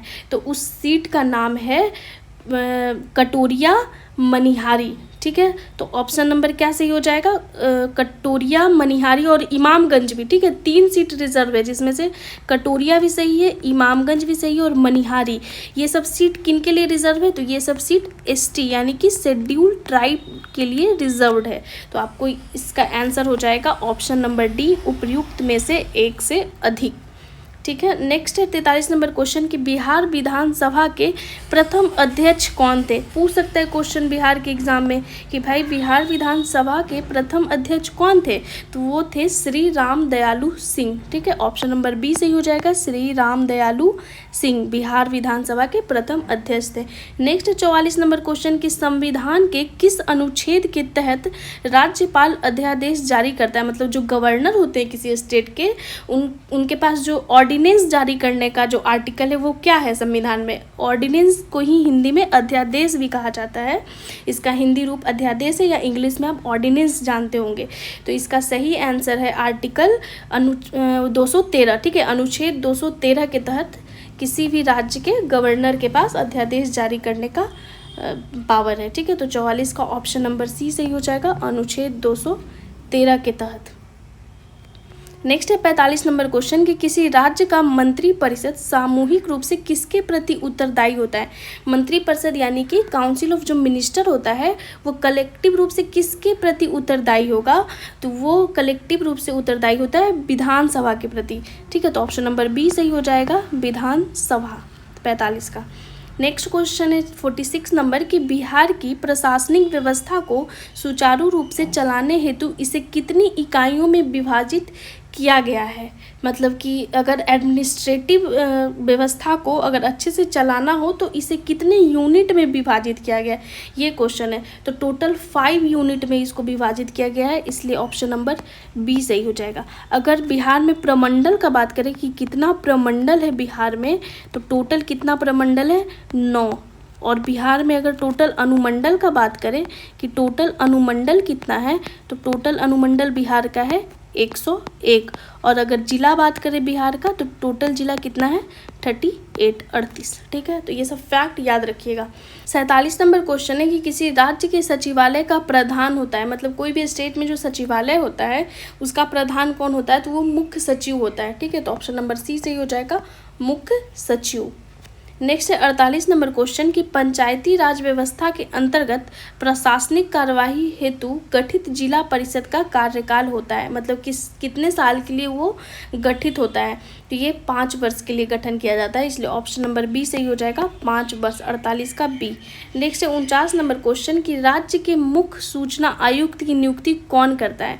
मतलब जो मुख्य सूचना आयुक्त होते हैं किसी भी राज्य के, उनका नियुक्ति किनके द्वारा किया जाता है, तो ये गवर्नर के द्वारा यानी कि राज्यपाल के द्वारा ही होता है।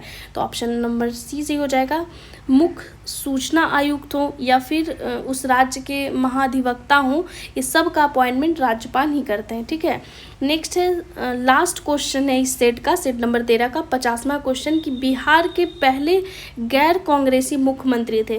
तो देखिए यहाँ पे क्या ऐड हो गया, गैर कांग्रेसी, यानी कि कांग्रेस से वो बिलोंग नहीं करते थे, तो ये थे महामाया प्रसाद। ठीक है, ऑप्शन नंबर ए सही हो जाएगा, महामाया प्रसाद। अगर सिंपली पूछे कि बिहार के पहले मुख्यमंत्री कौन है, तो श्री कृष्ण सिंह ये आंसर होगा, लेकिन यहाँ पे क्या लग गया है, गैर कांग्रेसी, इसलिए आंसर हो जाएगा महामाया प्रसाद। तो इस तरीके से सेट 13 कंप्लीट होता है। टोटल 50 क्वेश्चन इसमें रहता है। स्टार्ट करते हैं सेट नंबर 14 का डिस्कशन। तो सेट नंबर 14 का पहला क्वेश्चन है कि वर्तमान में राज्यपाल का वेतन कितना है। तो वर्तमान में राज्यपाल का जो वेतन है वो 3.5 लाख रुपया है, इसलिए ऑप्शन नंबर ए सी सही हो जाएगा, 3.5 लाख। नेक्स्ट है सेकंड नंबर क्वेश्चन कि राज्य वित्त आयोग का गठन किसके द्वारा किया जाता है। मतलब जो स्टेट फाइनेंस कमीशन होता है उसका गठन कौन करता है, तो वो राज्य के राज्यपाल ही करते हैं, इसलिए ऑप्शन नंबर ए सही हो जाएगा, राज्यपाल। नेक्स्ट है तीसरा नंबर क्वेश्चन है कि विधानसभा सदस्य बनने हेतु योग्यताएं हैं। मतलब क्या एलिजिबिलिटी है जिससे आप विधानसभा सदस्य बन सकते हैं। तो पहले वो भारत का नागरिक हो, बिल्कुल सही। दूसरा है कि 25 वर्ष की आयु पूरी कर चुका हो, ये भी सही है। और कोई लाभ के पद पर न हो, ये भी सही है। तो ये तीनों योग्यताएं बिल्कुल सही है विधानसभा के सदस्य बनने के लिए। ठीक है, नेक्स्ट है चौथा नंबर क्वेश्चन कि विधानसभा के कार्य संचालन हेतु गणपूर्ति कुल सदस्य का कितना होना चाहिए। गणपूर्ति का इंग्लिश हो गया कोरम। ठीक है, कितना मिनिमम होना चाहिए कोरम जिससे विधानसभा का कार्य संचालन हो। ठीक है, तो इसका सही आंसर हो जाएगा 1/10। 1/10 कोरम होना ही चाहिए, जो गणपूर्ति है हिंदी में, तभी विधानसभा का कोई भी जो बिल है, जो भी कुछ है, वो काम होगा स्टार्ट। नेक्स्ट है 5 नंबर क्वेश्चन कि विधान परिषद का कार्यकाल होता है। मतलब जो लेजिस्लेटिव काउंसिल होता है उसका कार्यकाल क्या होता है। तो आपको भी पता है कि जो लेजिस्लेटिव काउंसिल है उसका कार्यकाल डिफाइन नहीं है। बेसिकली उसका जो कार्यकाल होता है वो परमानेंट बॉडी है लेजिस्लेटिव काउंसिल। जैसे कि आप अगर संसद का बात करें तो वहाँ जो राज्यसभा होता है उस तरीके से यहाँ विधान परिषद होता है। तो विधान परिषद का जो कार्यकाल होता है वो परमानेंट होता है, इसका कोई कार्यकाल फिक्स नहीं होता है, ठीक है। इसलिए ऑप्शन नंबर डी सही हो जाएगा, उपयुक्त में से कोई नहीं। अगर यहीं पे रहता कि विधान सभा का कार्यकाल क्या होगा, मतलब इंग्लिश में लेजिस्लेटिव असेंबली का कार्यकाल पूछे तो वो 5 साल हो जाएगा, ठीक है। तो ये फैक्ट आप ध्यान से क्वेश्चन पढ़ के आप याद कीजिएगा। नेक्स्ट है 6ठा नंबर क्वेश्चन कि बिहार पंचायती राज अधिनियम के अंतर्गत ग्राम पंचायत के गठन हेतु गांव की कितनी जनसंख्या होना अनिवार्य है। मतलब इतना पॉपुलेशन होना ही चाहिए तभी ग्राम पंचायत का गठन होगा। तो ये पूछा कितना पॉपुलेशन पे ग्राम पंचायत का गठन हो सकता है, तो मिनिमम 7000 का जनसंख्या होना ही चाहिए तभी ग्राम पंचायत का गठन हो सकता है। ऑप्शन नंबर सी सही है। नेक्स्ट 7वां नंबर क्वेश्चन कि राज्य महिला आयोग के सदस्यों का कार्यकाल होता है, मतलब जो स्टेट का जो वुमेन कमीशन होता है उसके जो मेंबर होते हैं उनका कार्यकाल कितने साल का होता है, तो मात्र 3 साल के लिए वो लोग अपॉइंट होते हैं। तो ऑप्शन नंबर सी सही हो जाएगा, 3 वर्ष। नेक्स्ट है 8वां नंबर क्वेश्चन कि किस पंचवर्षीय योजना के दौरान बिहार में जयप्रकाश रोजगार गारंटी योजना का आरंभ किया गया था। तो ये 10वीं पंचवर्षीय योजना के दौरान इस योजना का आरंभ किया गया था, इसलिए ऑप्शन नंबर बी सही हो जाएगा, 10वीं। नेक्स्ट है 9 नंबर क्वेश्चन कि निम्नलिखित में से कौन सा जिला पटना प्रमंडल के अंतर्गत आता है। तो पटना प्रमंडल के अंतर्गत आने वाला जिला कैमूर, बक्सर, नालंदा तीनों पटना प्रमंडल का ही जिला है, इसलिए ऑप्शन नंबर डी सही हो जाएगा, उपयुक्त में से एक से अधिक। आपको पता होना चाहिए कि पटना प्रमंडल में टोटल 6 जिला है, जिसमें से कैमूर, बक्सर, नालंदा और फिर भोजपुर, बक्सर, ठीक है, बक्सर तो है ही। तो इस तरीके से 6 जिला, एक पटना खुद है, तो 6 टोटल जिला आता है पटना प्रमंडल के अंतर्गत। और बिहार में टोटल प्रमंडल कितना है, तो टोटल 9 प्रमंडल है बिहार में, ठीक है। नेक्स्ट 10वां क्वेश्चन कि बिहार के पहले निर्दलीय मुख्यमंत्री कौन है। देखिए यहाँ पे क्या लग गया, निर्दलीय मतलब वो बिना किसी दल से जुड़े हुए थे, तो ये थे महामाया प्रसाद सिन्हा। अगर यही क्वेश्चन घुमा के पूछे कि बिहार के पहले गैर कांग्रेसी मुख्यमंत्री कौन है, तो भी आंसर क्या होगा, महामाया प्रसाद सिन्हा। अगर पहले निर्दलीय मुख्यमंत्री पूछे तो भी क्या होगा आंसर, महामाया प्रसाद सिन्हा ही होगा। नेक्स्ट 11 नंबर क्वेश्चन कि राजेंद्र प्रसाद को किस वर्ष सर्वोच्च सम्मान भारत रत्न से सम्मानित किया गया था। तो डॉक्टर राजेंद्र प्रसाद को भारत रत्न कब मिला था, तो उनको मिला था 1962 ईस्वी में ही भारत रत्न दे दिया गया था। तो ऑप्शन नंबर बी सही हो जाएगा, 1962। नेक्स्ट है कि बिहार में गंगा नदी की लंबाई कितनी है। मतलब जो गंगा नदी बिहार में फ्लो करती है, अगर हम रफली यहाँ पे बिहार का मैप बना दें, ठीक है, और ये बिहार है तो यहाँ से ये जो गंगा नदी प्रवाहित कर रही है पूरे बिहार में, तो इसका टोटल लंबाई कितना है ये पूछ रहा है। तो टोटल 445 किलोमीटर इसका लंबाई है टोटल, जो बिहार में गंगा नदी प्रवाहित होती है। नेक्स्ट है 13 नंबर क्वेश्चन कि निम्नलिखित में से किस जलप्रपात को खादर कोह के नाम से जाना जाता है। कौन सा जलप्रपात है जिसको खादर कोह भी बोलते हैं, तो ये दुर्गावती जलप्रपात है। तो आपको कमेंट में बताना है कि दुर्गावती जो जलप्रपात है वो किस जिला में, ठीक है, आपको बताना है कि किस जिला में ये जलप्रपात है, दुर्गावती जलप्रपात। नेक्स्ट 14 नंबर क्वेश्चन कि बलथर मिट्टी की प्रकृति होती है, मतलब जो बलथर मृदा होता है, जो बलथर सॉइल होता है, उसका नेचर कैसा होता है, तो उसका जो नेचर होता है वो एसिडिक होता है, यानी कि अम्लीय नेचर का होता है बलथर मिट्टी, इसलिए ऑप्शन नंबर ए सही हो जाएगा, उसमें एसिड का मात्रा ज़्यादा होता है, ठीक है। नेक्स्ट है 15 नंबर क्वेश्चन कि बांगर मिट्टी में किसकी प्रधानता होती है। जो बांगर सॉइल होता है उसमें कौन सा जो एलिमेंट है वो ज़्यादा पाया जाता है, तो उसमें पोटास बहुत ज़्यादा मात्रा में पाया जाता है बांगर मिट्टी में, तो ऑप्शन नंबर ए सही हो जाएगा, पोटास, ठीक है। नेक्स्ट है 16 नंबर क्वेश्चन कि किस वर्ष बिहार में भीषण भूकंप आया था। मतलब बहुत बड़े लेवल का अर्थक्वेक आया था बिहार में और बहुत बड़ा त्रासदी हुआ था। तो ये 1934 ईस्वी का ही बात है कि जब बिहार में बहुत बड़े लेवल पे भूकंप आया था, ठीक है। नेक्स्ट है 17 नंबर क्वेश्चन की पुस्तक टोकरी में दिगंत थेरी गाथा के लेखक हैं। ये पुस्तक का नाम है, ठीक है, टोकरी में दिगंत थेरी गाथा। तो इसके राइटर कौन है ये पूछा है, तो इसके राइटर अनामिका, अनामिका याद रखिएगा, अनामिका का ही रचना है टोकरी में दिगंत थेरी गाथा, ठीक है। नेक्स्ट क्वेश्चन 18 नंबर है कि मुख्यमंत्री कोसी मलबरी योजना के अंतर्गत कितने जिलों का चयन किया गया है। तो ये इस योजना के तहत, ठीक है, कितना जिला बिहार का शामिल है, ये क्वेश्चन है। तो इसमें टोटल 7 जिला शामिल है।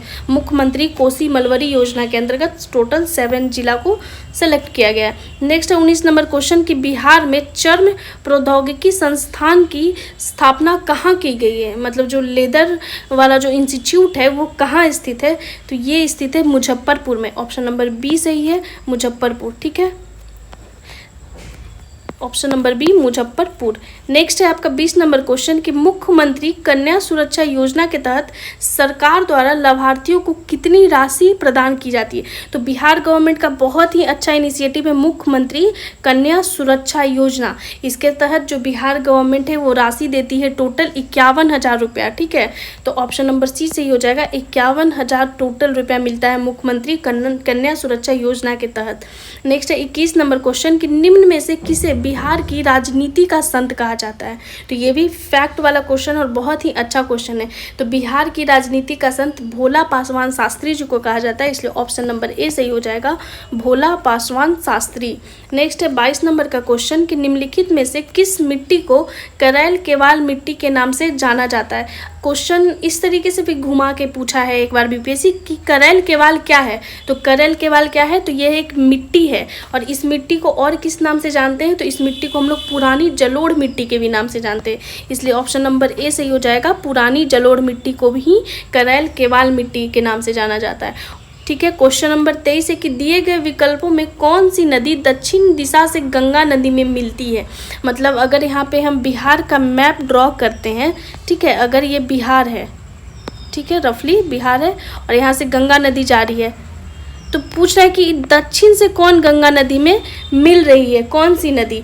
तो इस सोन नदी भी यहाँ से मिलती है दक्षिण से गंगा में, ठीक है, पुनपुन भी, कर्मनासा इधर से मिलती है, फल्गु भी मिलती है। तो ये सारी नदी सोन, फल्गु, पुनपुन, कर्मनासा, ये सब नदी जो है दक्षिण दिशा से गंगा में मिलती है, इसलिए ऑप्शन नंबर डी सही हो जाएगा, उपर्युक्त में से एक से अधिक, क्योंकि तीनों ऑप्शन इसका सही है। नेक्स्ट 24 नंबर क्वेश्चन कि निम्नलिखित में से किसे घोघा झील के नाम से जाना जाता है। ये भी क्वेश्चन बहुत ही इंपॉर्टेंट है। घोघा झील, तो घोघा झील को हम लोग गोगा बिल झील के नाम से भी जानते हैं, इसलिए ऑप्शन नंबर ए सही हो जाएगा, गोगा बिल झील। ठीक है, नेक्स्ट है 25 नंबर क्वेश्चन कि विश्व आर्द्र भूमि दिवस मनाया जाता है। तो ये कब मनाया जाता है, तो ये 2 फरवरी को मनाया जाता है, इसलिए ऑप्शन नंबर ए सही हो जाएगा, 2 फरवरी। नेक्स्ट 26 नंबर क्वेश्चन कि परवर्ती गुप्त वंश का अंतिम शासक कौन था। तो इसका अंतिम शासक था जीवित गुप्त द्वितीय, इसलिए ऑप्शन नंबर ए सही हो जाएगा, परवर्ती गुप्त वंश का अंतिम शासक जीवित गुप्त द्वितीय था। नेक्स्ट है 27 नंबर क्वेश्चन कि उदंतपुरी एवं नालंदा विश्वविद्यालय को किसने ध्वस्त किया था। तो बहुत ही इजी क्वेश्चन है कि उदंतपुरी और नालंदा को कौन डिस्ट्रॉय किया था, तो ये बख्तियार खिलजी। जब बख्तियार खिलजी बिहार पे आक्रमण किया था तो वो नालंदा यूनिवर्सिटी, विक्रमशिला, उदंतपुरी सबको ध्वस्त कर दिया था। नेक्स्ट है 28 नंबर क्वेश्चन कि चीनी यात्री इत्सिंग ने बिहार का भ्रमण किया था। तो ये पूछ रहा है किस शताब्दी में चीनी यात्री इत्सिंग जो था वो बिहार का भ्रमण किया था। तो ये भी क्वेश्चन बीपीएससी पूछा है, तो ये 7वीं शताब्दी में इत्सिंग जो था वो बिहार में भ्रमण किया था, तो ऑप्शन नंबर सी सही हो जाएगा 28 का। नेक्स्ट है 29 नंबर क्वेश्चन कि नालंदा महाविहार की स्थापना किस गुप्त शासक ने किया था। ये भी क्वेश्चन बीपीएससी हमेशा पूछा है, नालंदा महाविहार का स्थापना किसने किया है। तो नालंदा महाविहार का स्थापना कुमार गुप्त के द्वारा किया गया, इसलिए ऑप्शन नंबर सी सही हो जाएगा, कुमार गुप्त। नेक्स्ट है 30 नंबर क्वेश्चन कि पाल वंश के द्वितीय संस्थापक के रूप में जाना जाता है। मतलब जो पाल वंश था उसका दूसरा संस्थापक के रूप में किसे जानते हैं, तो उसे महिपाल प्रथम को जानते हैं। ऑप्शन नंबर 30 का हो जाएगा ए, महिपाल प्रथम। ये पाल वंश का द्वितीय संस्थापक के रूप में जाना जाता है। नेक्स्ट है 31 नंबर क्वेश्चन कि देवपाल ने जावा के शासक बालपुत्र देव के अनुरोध पर किस स्थान पर एक बौद्ध महाविहार की देखरेख के लिए 5 गांव अनुदान में दिए थे। तो ये नालंदा इसका सही आंसर है कि किस स्थान पे बौद्ध महाविहार पूछा है, तो नालंदा में जो शासक था जावा का बालपुत्र देव, वो अनुरोध किया था देवपाल से कि हमें एक बौद्ध महाविहार बनाना है, तो आप हमें ये स्थान पे जगह चाहिए। तो उस समय देवपाल जो थे वो 5 गांव अनुदान के रूप में दे दिए थे। तो कहाँ का ये गांव था, तो ये नालंदा का गांव था, तो ऑप्शन नंबर ए सही हो जाएगा, नालंदा। नेक्स्ट है 32 नंबर क्वेश्चन कि मनेर में स्थित मखदूम शाह दौलत का मकबरा बिहार में मुगल स्थापत्य कला का सर्वोत्तम सर्वोत्कृष्ट उदाहरण है। यह मकबरा किसके द्वारा निर्मित करवाया गया था? तो यहाँ पे एक फैक्ट आप ये भी याद कर सकते हैं कि जो मखदूम शाह दौलत का मकबरा है वो बिहार में कहाँ है? तो वो मनेर में स्थित है। ठीक है, बिहार में मनेर में स्थित है। और यह मकबरा किसके द्वारा निर्मित कराया गया था, ये क्वेश्चन पूछा है। तो ये इब्राहिम खान के द्वारा निर्मित कराया गया था, इसलिए ऑप्शन नंबर ए सही हो जाएगा, इब्राहिम खान। ठीक है, 33 नंबर क्वेश्चन है कि चीनी यात्री ह्वेनसांग ने किस विश्वविद्यालय में अध्ययन किया था? तो ह्वेनसांग जब आया था बिहार में, ठीक है, वो कहाँ का था? चीन का था। तो वो बिहार के किस विश्वविद्यालय में अध्ययन किया था?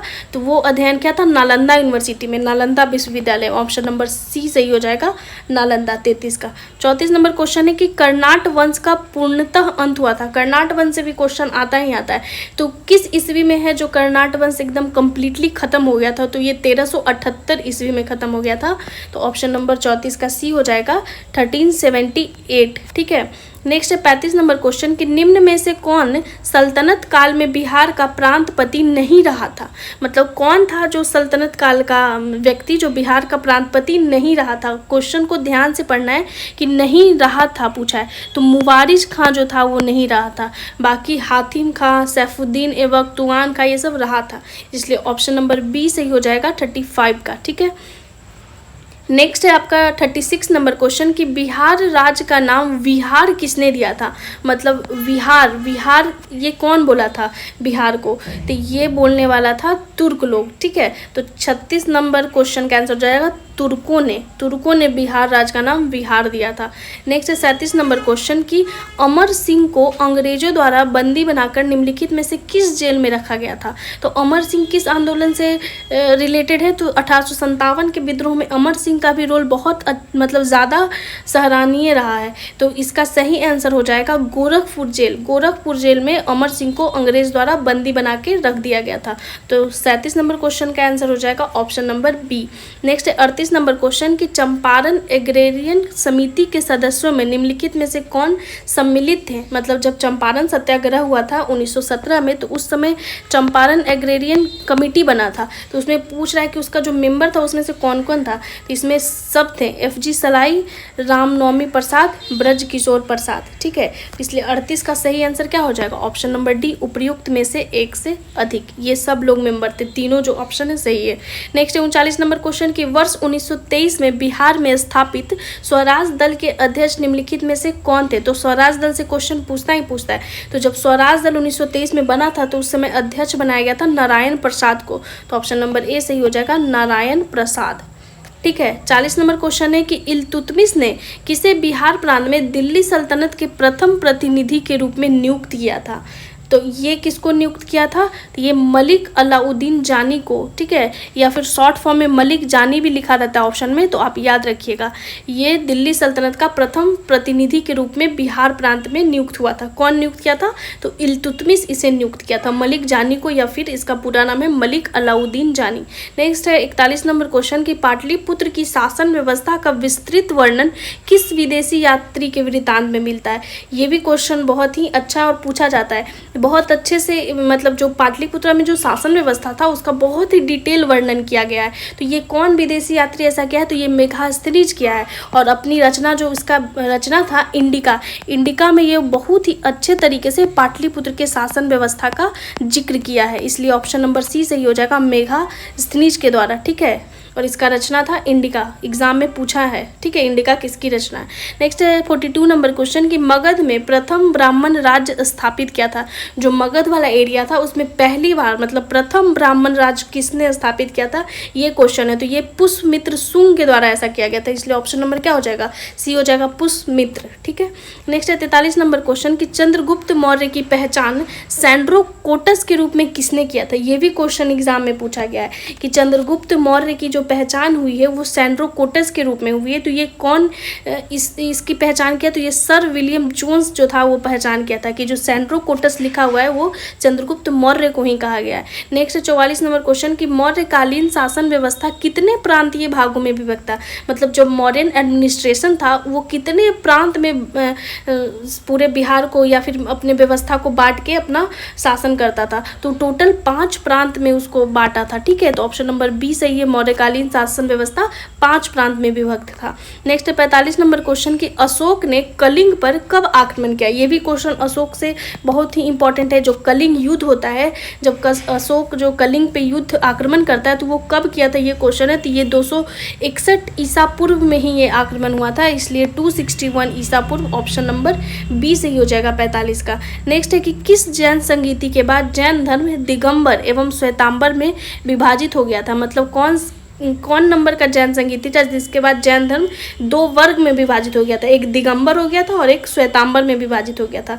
तो ये जो विभाजन हुआ था ये प्रथम जैन संगीति में ही हो गया था, तो ऑप्शन नंबर ए सही हो जाएगा। प्रथम जैन संगीति में ही ये 2 भागों में बट गया था, दिगंबर और श्वेतांबर में। नेक्स्ट है 47 नंबर क्वेश्चन कि बिहार के किन क्षेत्रों तक अंग महाजनपद का विस्तार था। तो आपको पता है कि बिहार में 3 महाजनपद था, तो अंग महाजनपद का विस्तार पूछा गया है कि ये कहाँ था। तो ये भागलपुर मुंगेर वाले एरिया में ये महाजनपद फैला हुआ था, तो ऑप्शन नंबर ए सही हो जाएगा अंग। टोटल 3 महाजनपद बिहार में मिलते हैं, एक है मगध, दूसरा है अंग, तीसरा वज्जी। ठीक है। नेक्स्ट है 48 नंबर क्वेश्चन कि बृहद्रथ वंश के सबसे प्रतापी राजा कौन थे। तो ये क्वेश्चन पूछ सकता है। तो जो बृहद्रथ वंश था उसका सबसे प्रतापी जो राजा था वो जरासंध था, इसलिए ऑप्शन नंबर ए सही हो जाएगा जरासंध।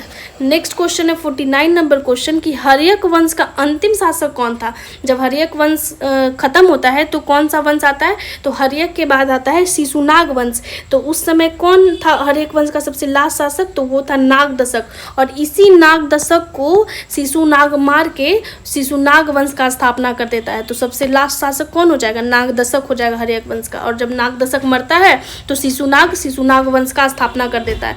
तो ये क्रम भी पूछता है कि हर्यक वंश के बाद कौन सा शासन आया था, तो शिशुनाग के बाद नंद के बाद मौर्य। ठीक है, तो आप ये याद रखिएगा। नेक्स्ट है 50 नंबर क्वेश्चन, ये सेट का सबसे लास्ट क्वेश्चन है क्योंकि 50 क्वेश्चन का एक सेट है। तो निम्न में से किस स्थान से अशोक के स्तंभ लेख प्राप्त हुए हैं। तो ये किस स्थान से प्राप्त हुए हैं, तो ये चंपारण से प्राप्त हुआ है। चंपारण जिला से अशोक का स्तंभ लेख प्राप्त हुआ है, तो ऑप्शन नंबर सी सही हो जाएगा। तो इस तरीके से 50 क्वेश्चन का सेट खत्म होता है, सेट नंबर 14। टोटल 50 क्वेश्चन का सेट है, सेट नंबर 15। तो पहला क्वेश्चन है कि किस समिति ने पंचायतों में महिलाओं को आरक्षण देने की सिफारिश की थी। तो कौन सा वैसा कमेटी था जो बोला था कि नहीं पंचायत में महिलाओं को आरक्षण देना चाहिए, सिफारिश क्या था, तो वो था थुंगन समिति। ठीक है, थुंगन कमेटी का ये रिकमेंडेशन था कि पंचायत में महिला को रिजर्वेशन देना चाहिए। ठीक है। नेक्स्ट है सेकेंड नंबर क्वेश्चन कि राज्य वित्त आयोग के सदस्यों की नियुक्ति किसके द्वारा की जाती है। तो जो स्टेट फाइनेंस कमीशन होता है, इंग्लिश में जिसे स्टेट फाइनेंस कमीशन कहते हैं, तो उसके जो मेंबर होते हैं उनका नियुक्ति कौन करता है, ये क्वेश्चन पूछा है। तो उनका नियुक्ति राज्यपाल करते हैं, ऑप्शन नंबर सी गवर्नर से ये आंसर हो जाएगा। ठीक है। थर्ड नंबर क्वेश्चन है कि संविधान के किस अनुच्छेद में ग्राम पंचायतों के गठन की बात की गई है। मतलब कौन सा आर्टिकल है जो डील करता है ग्राम पंचायत के गठन से, तो वो है आर्टिकल 40। ठीक है, ऑप्शन नंबर सी से हो जाएगा अनुच्छेद 40, जहाँ पे ग्राम पंचायत के गठन का बात कहा गया है। नेक्स्ट है 4 नंबर क्वेश्चन कि राज्य के महाधिवक्ता हेतु आवश्यक अर्हताएं हैं। मतलब जो किसी भी स्टेट का एडवोकेट जनरल होता है, इंग्लिश में महाधिवक्ता को एडवोकेट जनरल बोलते हैं, तो एडवोकेट जनरल के लिए क्या क्या आवश्यक जो एलिजिबिलिटी है वो पूछ रहा है। तो पहला है कि वो भारत का नागरिक हो, बिल्कुल सही बात है कि भारत का नागरिक होना चाहिए। सेकेंड है कि कम से कम 10 वर्ष तक न्यायिक पद धारण किया हो, ये भी बिल्कुल सही एलिजिबिलिटी है कि कम से कम उनको 10 साल तक न्यायिक पद धारण किए होना चाहिए। तीसरा है कि किसी उच्च न्यायालय में अधिवक्ता के रूप में कार्य कर चुके हों, तो ये भी सही है, ऑप्शन नंबर सी भी सही है। तो इसलिए सही आंसर क्या हो जाएगा, ऑप्शन नंबर डी। ये जो तीनों एलिजिबिलिटी मेंशन है तीनों ऑप्शन में, वो बिल्कुल सही है राज्य के महाधिवक्ता के लिए। नेक्स्ट है 5वां क्वेश्चन कि राज्य महिला आयोग के कार्य हैं। हर स्टेट में एक महिला आयोग होता है, तो बोल रहा है कि उस महिला आयोग का क्या कार्य होता है। तो पहला है कि महिलाओं के अधिकारों की रक्षा हेतु काम करना, तो बिल्कुल सही बात है। सेकेंड है कि महिलाओं की स्थिति में सुधार हेतु कार्य करना, ये भी सही है। नेक्स्ट है कि महिलाओं की सुरक्षा से संबंधित सुधार हेतु राज्य सरकार को प्रतिवेदन देना, तो ये भी सही है। ये सारे काम जो है राज्य महिला आयोग के हैं, क्योंकि वो वुमेन के राइट के बारे में, उनके कंडीशन के बारे में, उनके सेफ्टी सिक्योरिटी से रिलेटेड जो भी रिकमेंडेशन है वो स्टेट गवर्नमेंट को दे सकता है। तो ये सारे काम राज्य महिला आयोग के हैं, इसलिए ऑप्शन नंबर डी सही हो जाएगा। उपयुक्त में से एक से अधिक। नेक्स्ट है छठा नंबर क्वेश्चन कि नगर निकायों के सदस्यों का कार्यकाल होता है, मतलब जो नगर निकाय में जो मेंबर होते हैं उनका कार्यकाल कितने दिन के लिए होता है, तो वो मात्र 5 साल के लिए चुने जाते हैं, इसलिए ऑप्शन नंबर बी सही हो जाएगा, 5 वर्ष। नेक्स्ट है 7 नंबर क्वेश्चन कि बिहार में प्रमंडल तथा अनुमंडल की संख्या क्रमशः, ये बिल्कुल मतलब क्वेश्चन इंपॉर्टेंट है क्योंकि बिहार के एग्जाम में पूछ सकता है कि बिहार में भाई कितना प्रमंडल है और कितना अनुमंडल है, तो आपको पता होना चाहिए कि यहाँ जो टोटल प्रमंडल है वो 9 है और अनुमंडल टोटल 9 प्रमंडल और अनुमंडल 101 है, इसलिए ऑप्शन नंबर बी सही हो जाएगा, 9 एवं 101। और जिला कितना है, तो यहाँ टोटल 38 जिला है, ये भी फैक्ट आपको याद रखना होगा। तो ये वाला क्वेश्चन इंपॉर्टेंट है क्योंकि एग्जाम में पूछ लिया जाता है, ठीक है। नेक्स्ट है 8वां नंबर क्वेश्चन कि विधानसभा का विशेष सत्र बुलाने की शक्ति किसमें निहित है।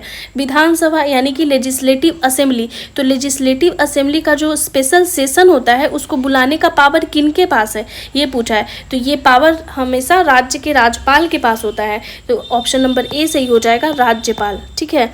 गवर्नर के पास ऐसा राइट है कि वो स्पेशल सेशन बुला सकते हैं। नेक्स्ट है 9वां नंबर क्वेश्चन कि संवैधानिक प्रावधानों के अनुसार विधान परिषद में सदस्यों की न्यूनतम संख्या कितना होना अनिवार्य है, तो विधान परिषद यानी कि लेजिस्लेटिव काउंसिल के बारे में बात किया गया है, तो मिनिमम मतलब उतना सदस्य होना अनिवार्य ही है, तो कितना मिनिमम है, तो वो 40, ठीक है, 40 होना ही चाहिए। नेक्स्ट है 10वां नंबर क्वेश्चन कि बिहार में धारवाड़ क्रम की चट्टानें पाई जाती हैं, मतलब किस एरिया में जो है वो धारवाड़ रेंज का चट्टान मिलता है, तो वो दक्षिण पूर्व में होता है। अगर रफली अगर हम यहाँ पे बिहार का मैप को ड्रॉ करते हैं, ठीक है, अगर ये बिहार है और यहाँ से गंगा नदी है, ठीक है, तो पूछ रहा है धारवाड़ क्रम की चट्टानें, तो धारवाड़ क्रम की चट्टानें इस वाले एरिया में मिलता है, तो ये कौन सा एरिया हो गया, ये हो गया दक्षिण पूर्व वाला एरिया, इसलिए ऑप्शन नंबर ए सही हो जाएगा। अगर विंध्यन रेंज पूछता तो इधर विंध्यन रेंज पाया जाता है, ठीक है, तो इधर है विंध्यन रेंज और इधर है धारवाड़, तो ये क्वेश्चन हमेशा पूछा गया है एग्जाम में बीपीएससी के द्वारा या फिर कोई भी बिहार के एग्जाम में। नेक्स्ट 11 नंबर क्वेश्चन की निम्नलिखित में से कौन सी नदी गंगा में उत्तर दिशा से नहीं मिलती है। क्वेश्चन एकदम ध्यान से पढ़ना है कि क्या पूछा गया है, बोला है कि नहीं मिलती है उत्तर दिशा से, ठीक है, तो इसका सही आंसर क्या हो जाएगा, कर्मनाशा नदी, क्योंकि कर्मनाशा जो है बिहार में दक्षिण दिशा से मिलने वाली नदी है।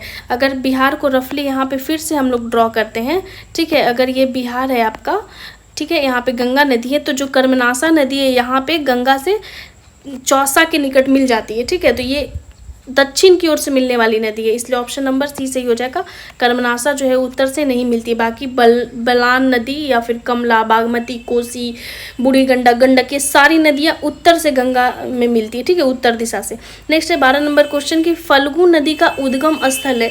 ये सब क्वेश्चन हमेशा पूछता है, कोई भी नदी का उद्गम स्थल या फिर बिहार में जो नदी है वो गंगा में किस स्थान पर मिलती है, ये भी क्वेश्चन पूछा जाता है बिहार में, ठीक है। तो फल्गु नदी का जो उद्गम स्थल है वो है छोटा नागपुर पठार, इसलिए 12 का आंसर हो जाएगा बी, छोटा नागपुर पठार से ही फल्गु नदी का उद्गम हुआ है। नेक्स्ट है 13 नंबर क्वेश्चन की निम्नलिखित में से कौन सा जलकुंड बिहार का सबसे गर्म जलकुंड है। तो आपको भी पता है कि ये कौन सा जलकुंड है, तो ये ब्रह्मकुंड है। ब्रह्मकुंड कहाँ है, ये गर्म जलकुंड, ये राजगीर में है, ठीक है, तो आपको ये चीज़ याद रखना है, ये फैक्ट कि ये जो ब्रह्मकुंड है वो राजगीर नालंदा जिला में है, ठीक है, तो ऑप्शन नंबर सी सही हो जाएगा, ब्रह्मकुंड, जो कि बिहार का सबसे गर्म जलकुंड है, सी हो जाएगा, ठीक है। नेक्स्ट है 14 नंबर क्वेश्चन की बिहार राज्य आपदा प्रबंधन प्राधिकरण, जिसे हम लोग BSDMA फुल फॉर्म हो जाएगा, Bihar state disaster management authority की स्थापना किस वर्ष की गई थी। जाहिर सी बात है क्वेश्चन पूछ सकता है कि BSDMA की स्थापना कब हुआ था, तो ये 2007 में हुआ था, इसलिए ऑप्शन नंबर सी सही हो जाएगा, 2007। नेक्स्ट है 15 नंबर क्वेश्चन की बिहार में कितने भूकंपीय क्षेत्र पाए जाते हैं, तो ये 3 भूकंपीय क्षेत्र पाए जाते हैं, ऑप्शन नंबर 3। मैंने इसे गूगल भी किया था, तो गूगल में भी बताया गया था कि जो बिहार में 3 जोन पाया जाता है वो है जोन 3, जोन 4 और जोन 5, ठीक है, तो कहीं कहीं पे 4 भी दिखाया गया है कि 4 में विभाजित किया गया है, लेकिन यहाँ पे भी जो आंसर है वो 3 ही दिया है, ठीक है। नेक्स्ट है 16 नंबर क्वेश्चन कि विक्रमशिला गंगेय डॉल्फिन अभयारण्य कहाँ स्थित है, तो ये भागलपुर में स्थित है, इसलिए ऑप्शन नंबर ए सही हो जाएगा, भागलपुर। नेक्स्ट है बिहार में किसानों की आय को बढ़ाने तथा कृषि समग्र के विकास हेतु प्रथम कृषि रोड मैप फर्स्ट का शुभारंभ कब किया गया था? तो कृषि रोड मैप बिहार सरकार का एक बहुत अच्छा इनिशिएटिव है, तो ये हमेशा इसे क्वेश्चन पूछता है। अभी प्रेजेंट में कृषि रोड मैप 4 चल रहा है, तो पूछ रहा है पहला कब शुरू हुआ था, तो ये जाहिर सी बात है क्वेश्चन आ सकता है। तो पहला 2008 में ही शुरू हुआ था, इसलिए ऑप्शन नंबर ए सही हो जाएगा। नेक्स्ट है 18 नंबर क्वेश्चन कि बिहार का एकमात्र जिला कौन सा है जहाँ इरी रेशम का उत्पादन होता है? तो एकमात्र वो जिला है जहाँ इरी रेशम का प्रोडक्शन होता है, तो वो जिला है बेगूसराय, इसलिए ऑप्शन नंबर बी सही हो जाएगा 18 का बेगूसराय। ठीक है। नेक्स्ट है 19 नंबर क्वेश्चन कि बिहार का पहला अंग्रेजी दैनिक समाचार पत्र कौन सा है? तो बिहार का पहला जो है जो इंग्लिश में डेली न्यूज़पेपर आता था उसका नाम पूछा है, तो वो सर्च लाइट है। ठीक है, तो ये सब फैक्ट एग्जामिनेशन में पूछ लिया जाता है। कोई भी चीज़ अगर पहला हो तो इम्पॉर्टेंट हो जाता है, तो ये पहला इंग्लिश न्यूज़पेपर था इसलिए इम्पॉर्टेंट है, सर्च लाइट। नेक्स्ट है 20 नंबर क्वेश्चन कि महान स्वतंत्रता सेनानी जयप्रकाश नारायण को किस वर्ष भारत के सर्वोच्च नागरिक सम्मान भारत रत्न से सम्मानित किया गया था? मतलब अगर शॉर्ट में बोले तो जयप्रकाश नारायण जी को कब भारत रत्न मिला था, ये पूछा जा रहा है क्वेश्चन। तो ये 1999 ईस्वी में ही मिला था, इसलिए ऑप्शन नंबर सी सही हो जाएगा 1999। नेक्स्ट है 21 नंबर क्वेश्चन कि 2011 की जनगणना के अनुसार बिहार में नगरीकृत जनसंख्या परसेंटेज कितना है? मतलब कितना लोग जो हैं वो मतलब अर्बनाइज्ड हैं, वहाँ नगर में रहते हैं, तो ये इसका जो संख्या है वो बहुत ही कम है, मात्र 11.3% जो पॉपुलेशन है वो नगरीकृत है, यानी कि अर्बनाइज्ड है, इसलिए ऑप्शन नंबर बी सही हो जाएगा 11.3। तो ये फैक्ट हमेशा बीपीएससी पूछ चुका है। ठीक है, कि सेंसस 11 के अनुसार बताइए कि कितना जनसंख्या नगर में निवास करता है या फिर कितनी जनसंख्या गाँव में निवास करती है। नेक्स्ट है 22 नंबर क्वेश्चन कि बिहार के अधिकतम जनसंख्या घनत्व वाले जिलों का सही क्रम है, मतलब जो मैक्सिमम जहाँ पे पॉपुलेशन डेंसिटी है उसका क्रम पूछ रहा है। तो सबसे ज़्यादा जनसंख्या घनत्व कहाँ है? शिवहर में, उसके बाद पटना में है, उसके बाद दरभंगा में, तो ऑप्शन नंबर ए सही हो जाएगा शिवहर, पटना, देन दरभंगा। नेक्स्ट है 23 नंबर क्वेश्चन कि गन्ने से गुड़ उत्पादन को उद्योग का दर्जा देने वाला देश का पहला राज्य कौन है? तो ये पहला राज्य बिहार है, जो कि गन्ना से जो गुड़ का प्रोडक्शन होता है उसको उद्योग का दर्जा दिया है, तो ऑप्शन नंबर सी सही हो जाएगा कि बिहार पहला राज्य बन गया है गन्ने से गुड़ उत्पादन को उद्योग का दर्जा देने वाला। नेक्स्ट है 24 नंबर क्वेश्चन कि संविधान के किस अनुच्छेद के तहत बिहार में द्विसदनात्मक विधानमंडल की व्यवस्था की गई है? जैसा कि आपको पता है कि बिहार में द्विसदनात्मक यानी कि यहाँ लेजिस्लेटिव असेंबली, जिसे आप हिंदी में विधानसभा कहते हैं, लेजिस्लेटिव असेंबली होता है, और दूसरा है लेजिस्लेटिव काउंसिल। ठीक है, जिसे हिंदी में आप विधान परिषद कहते हैं। तो बिहार में विधानसभा भी है और विधान परिषद भी है, इसलिए इसे द्विसदनात्मक विधानमंडल व्यवस्था भी कहते हैं। तो ये पूछा है कि किस आर्टिकल में ये मेंशन है। ठीक है, तो इसका आर्टिकल है अनुच्छेद 168, आर्टिकल 168(24) का हो जाएगा सी आंसर, जिसमें मेंशन है कि द्विसदनात्मक विधानमंडल व्यवस्था। नेक्स्ट है 25 नंबर क्वेश्चन कि बिहार में विद्युत रेल इंजन कारखाना स्थित है, तो आपको बताना है कि जो इलेक्ट्रिक जो रेल इंजन का कारखाना है वो मधेपुरा में स्थित है, इसलिए ऑप्शन नंबर ए सही हो जाएगा। क्वेश्चन को बिल्कुल ध्यान से पढ़ना है, यहाँ पे इलेक्ट्रिक के बारे में पूछा है, तो इलेक्ट्रिक का एकमात्र मधेपुरा में ही है बिहार में। ठीक है, नेक्स्ट है 26 नंबर क्वेश्चन कि 1857 के विद्रोह के समय पटना का कमिश्नर कौन था? मोस्ट रिपीटेड क्वेश्चन है, हर सेट में ये क्वेश्चन मिला ही मिला है, एग्जाम में भी पूछा गया कि 1857 का जब विद्रोह हो रहा था तो उस समय पटना का कमिश्नर कौन था? तो उस समय पटना का कमिश्नर था विलियम टेलर। तो आप ये फैक्ट को एकदम रट जाइए, विलियम टेलर। ठीक है, नेक्स्ट है 27 नंबर क्वेश्चन कि पटना में लगान परिषद का गठन कब किया गया? जो लगान परिषद पटना में गठित हुआ था उसका गठन कब किया गया था? तो ये 1760 में ही किया गया था, तो ऑप्शन नंबर ए सही हो जाएगा 1760। नेक्स्ट है 28 नंबर क्वेश्चन कि बिरसा मुंडा को कब सोते हुए पकड़ा गया था? तो ये क्वेश्चन पूछा है बीपीएससी बहुत पहले, तो ये भी इंपॉर्टेंट हो जाता है। अगर कमीशन कोई क्वेश्चन पूछता है तो उसका पूछने का चांस ज़्यादा होता है, इसलिए इसका सही आंसर है फैक्ट है 3 फरवरी 1900 को बिरसा मुंडा को सोते हुए पकड़ा गया था। ठीक है, नेक्स्ट है 29 नंबर क्वेश्चन कि 1908 में बिहार प्रादेशिक सम्मेलन में पृथक बिहार प्रांत के गठन का प्रस्ताव किसने रखा था? यानी कि क्वेश्चन पूछ रहा है कि जब बिहार प्रादेशिक सम्मेलन हो रहा था कब? 1908 में, तो उस समय पृथक बिहार प्रांत के गठन का जो प्रस्ताव था वो कौन रखे थे? तो ये भी क्वेश्चन इंपॉर्टेंट हो जाता है क्योंकि एग्जाम में पूछा है ये क्वेश्चन। तो मोहम्मद फखरुद्दीन के द्वारा ये प्रस्ताव रखा गया था 1908 में, जब बिहार प्रादेशिक सम्मेलन हो रहा था कि हाँ बिहार को एक पृथक प्रांत के रूप में रखना चाहिए, उसका गठन करना है। तो मोहम्मद फखरुद्दीन इसका सही आंसर हो जाएगा। 29 क्वेश्चन का आंसर हो जाएगा सी। नेक्स्ट है 30 नंबर क्वेश्चन कि बिहार में प्रथम बालिका विद्यालय की स्थापना किसने की थी? तो ये श्रीमती अघोर कामनी देवी जो थी वो बिहार में सबसे पहला बालिका विद्यालय की स्थापना करती हैं। ठीक है, नेक्स्ट है 31 नंबर क्वेश्चन कि बिहार के उस क्रांतिकारी का नाम बताइए जिसने सितंबर 1928 के हिंदुस्तान सोशलिस्ट रिपब्लिकन आर्मी की बैठक में हिस्सा लिया था। मतलब जब HSRA जिसका शॉर्ट फॉर्म है हिंदुस्तान सोशलिस्ट रिपब्लिकन आर्मी का, तो उसके मीटिंग में बिहार से कौन जो था क्रांतिकारी वहाँ जाके हिस्सा लिए थे, तो वो थे फणींद्र नाथ घोष। याद रखिएगा, फणींद्र नाथ घोष ही थे जो HSRA का जो बैठक हुआ था सितंबर 1928 वाला, उसमें हिस्सा लिए थे। नेक्स्ट है 32 नंबर क्वेश्चन कि पटना का अंतिम वहाबी नेता कौन था? तो वो थे अहमदुल्ला। ठीक है, अहमदुल्ला, ऑप्शन नंबर बी सही हो जाएगा। नेक्स्ट है 33 नंबर क्वेश्चन कि नमक सत्याग्रह के समय श्री कृष्ण को कहाँ से गिरफ्तार किया गया था? तो ये क्वेश्चन पूछ सकता है कि जब नमक सत्याग्रह हुआ था तो श्री कृष्ण को गिरफ्तार कहाँ से कर लिया गया था? इंपॉर्टेंट है, तो ये बेगूसराय से उनको गिरफ्तार कर लिया गया था, इसलिए ऑप्शन नंबर बी सही हो जाएगा, बेगूसराय। ठीक है, बेगूसराय से श्री कृष्ण को गिरफ्तार कर लिया गया था।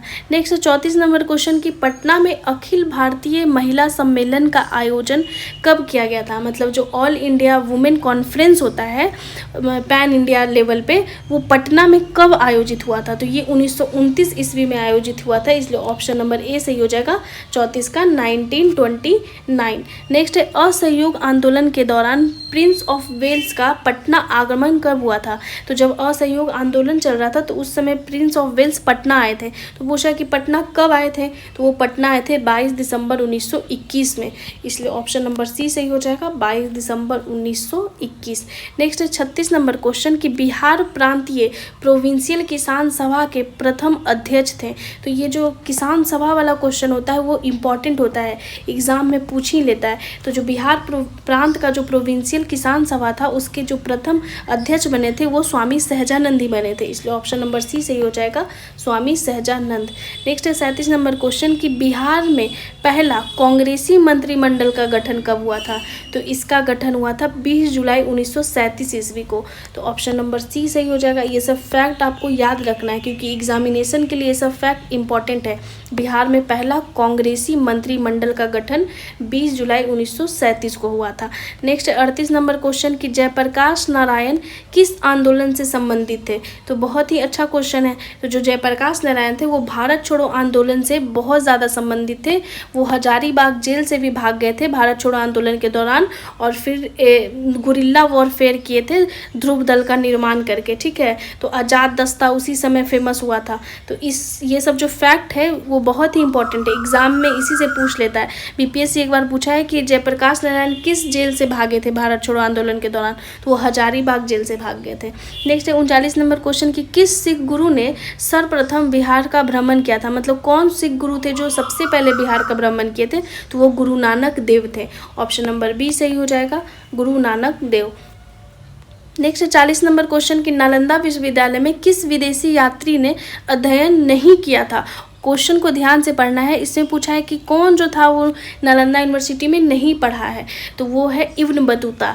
इब्न बतूता मोहम्मद बिन तुगलक के काल में आया था, इसलिए इसका सही आंसर सी हो जाएगा, इब्न बतूता। बाकी जो धर्म स्वामीन या फिर इत्सिंग या फिर फाहियान, ये सब जो थे वो नालंदा यूनिवर्सिटी में पढ़े हैं और ये सब विदेशी यात्री थे। ठीक है, और इब्न बतूता कहाँ से आया था? तो ये मोरक्को से आया था, ये भी फैक्ट आप याद रखिएगा, और मोहम्मद बिन तुगलक के समय आया था ये। ठीक है, 41 नंबर क्वेश्चन है कि बिहार का शासक मलिक इब्राहिम या मलिक बयां किस वंश से संबंधित था? जो ये क्वेश्चन जो है मलिक इब्राहिम के बारे में ये क्वेश्चन पूछा गया है। तो जो मलिक इब्राहिम या फिर इसको मलिक बयां के नाम से भी हम लोग जानते हैं, तो ये तुगलक वंश से संबंधित है, इसलिए ऑप्शन नंबर सी सही हो जाएगा 41 का, तुगलक वंश। ठीक है, नेक्स्ट है 42 नंबर क्वेश्चन कि मगध के किस परवर्ती गुप्त शासक ने अश्वमेघ यज्ञ का आयोजन किया था? तो ये करने वाले थे आदित्य सेन, इसलिए ऑप्शन नंबर ए सही हो जाएगा, आदित्य सेन। नेक्स्ट है 43 नंबर क्वेश्चन कि प्रयाग प्रशस्ति में किस सम्राट के विजय अभियानों की चर्चा की गई है? तो प्रयाग प्रशस्ति बहुत ही इंपॉर्टेंट है, ठीक है। तो प्रयाग प्रशस्ति के बारे में क्वेश्चन आता है तो पूछ रहा है कि किसके विजय अभियान का चर्चा किया गया है उस प्रयाग प्रशस्ति में। तो वो जो था समुद्रगुप्त का ही चर्चा है प्रयाग प्रशस्ति में, ठीक है। वो जितना भी विजय अभियान अपना किया था, जो भी जीता था, उसके बारे में प्रयाग प्रशस्ति में ही मेंशन है। नेक्स्ट है 44 नंबर क्वेश्चन कि किस शासक ने वैशाली के लिच्छवी राजकुमारी कुमार देवी से विवाह किया था? तो ये कौन विवाह किया था? तो ये चंद्रगुप्त प्रथम जो था वो लिच्छवी राजकुमारी कुमार देवी से विवाह कर लिया था, इसलिए ऑप्शन नंबर सी सही हो जाएगा, चंद्रगुप्त प्रथम, ठीक है। नेक्स्ट है 45 नंबर क्वेश्चन कि मगध के किस शासक ने गंगा और सोन के संगम पर पाटलिपुत्र नगर को बसाया था? तो ये कौन था? उदयन। ये क्वेश्चन घुमा के पूछा है कि गंगा और सोन के संगम पर पाटलिपुत्र नगर को बसाया। ऐसे भी पूछ सकता है कि पाटलिपुत्र को कौन बसाया, या पाटलिपुत्र को परमानेंट जो राजधानी था वो कौन बनाया? तो ये सब उदयन है कि पाटलिपुत्र नगर को बसाया था। नेक्स्ट है 46 नंबर क्वेश्चन कि हर्यक वंश के किस शासक को कुनिक उपनाम से जाना जाता है? ये भी क्वेश्चन बहुत ही इंपॉर्टेंट है। तो कुनिक के नाम से हम लोग किसको जानते हैं? अजात शत्रु को जानते हैं। ये किस वंश से बिलोंग करता था? तो ये हर्यक वंश से बिलोंग करता था, ठीक है। कुनिक अजात शत्रु को बोलते हैं।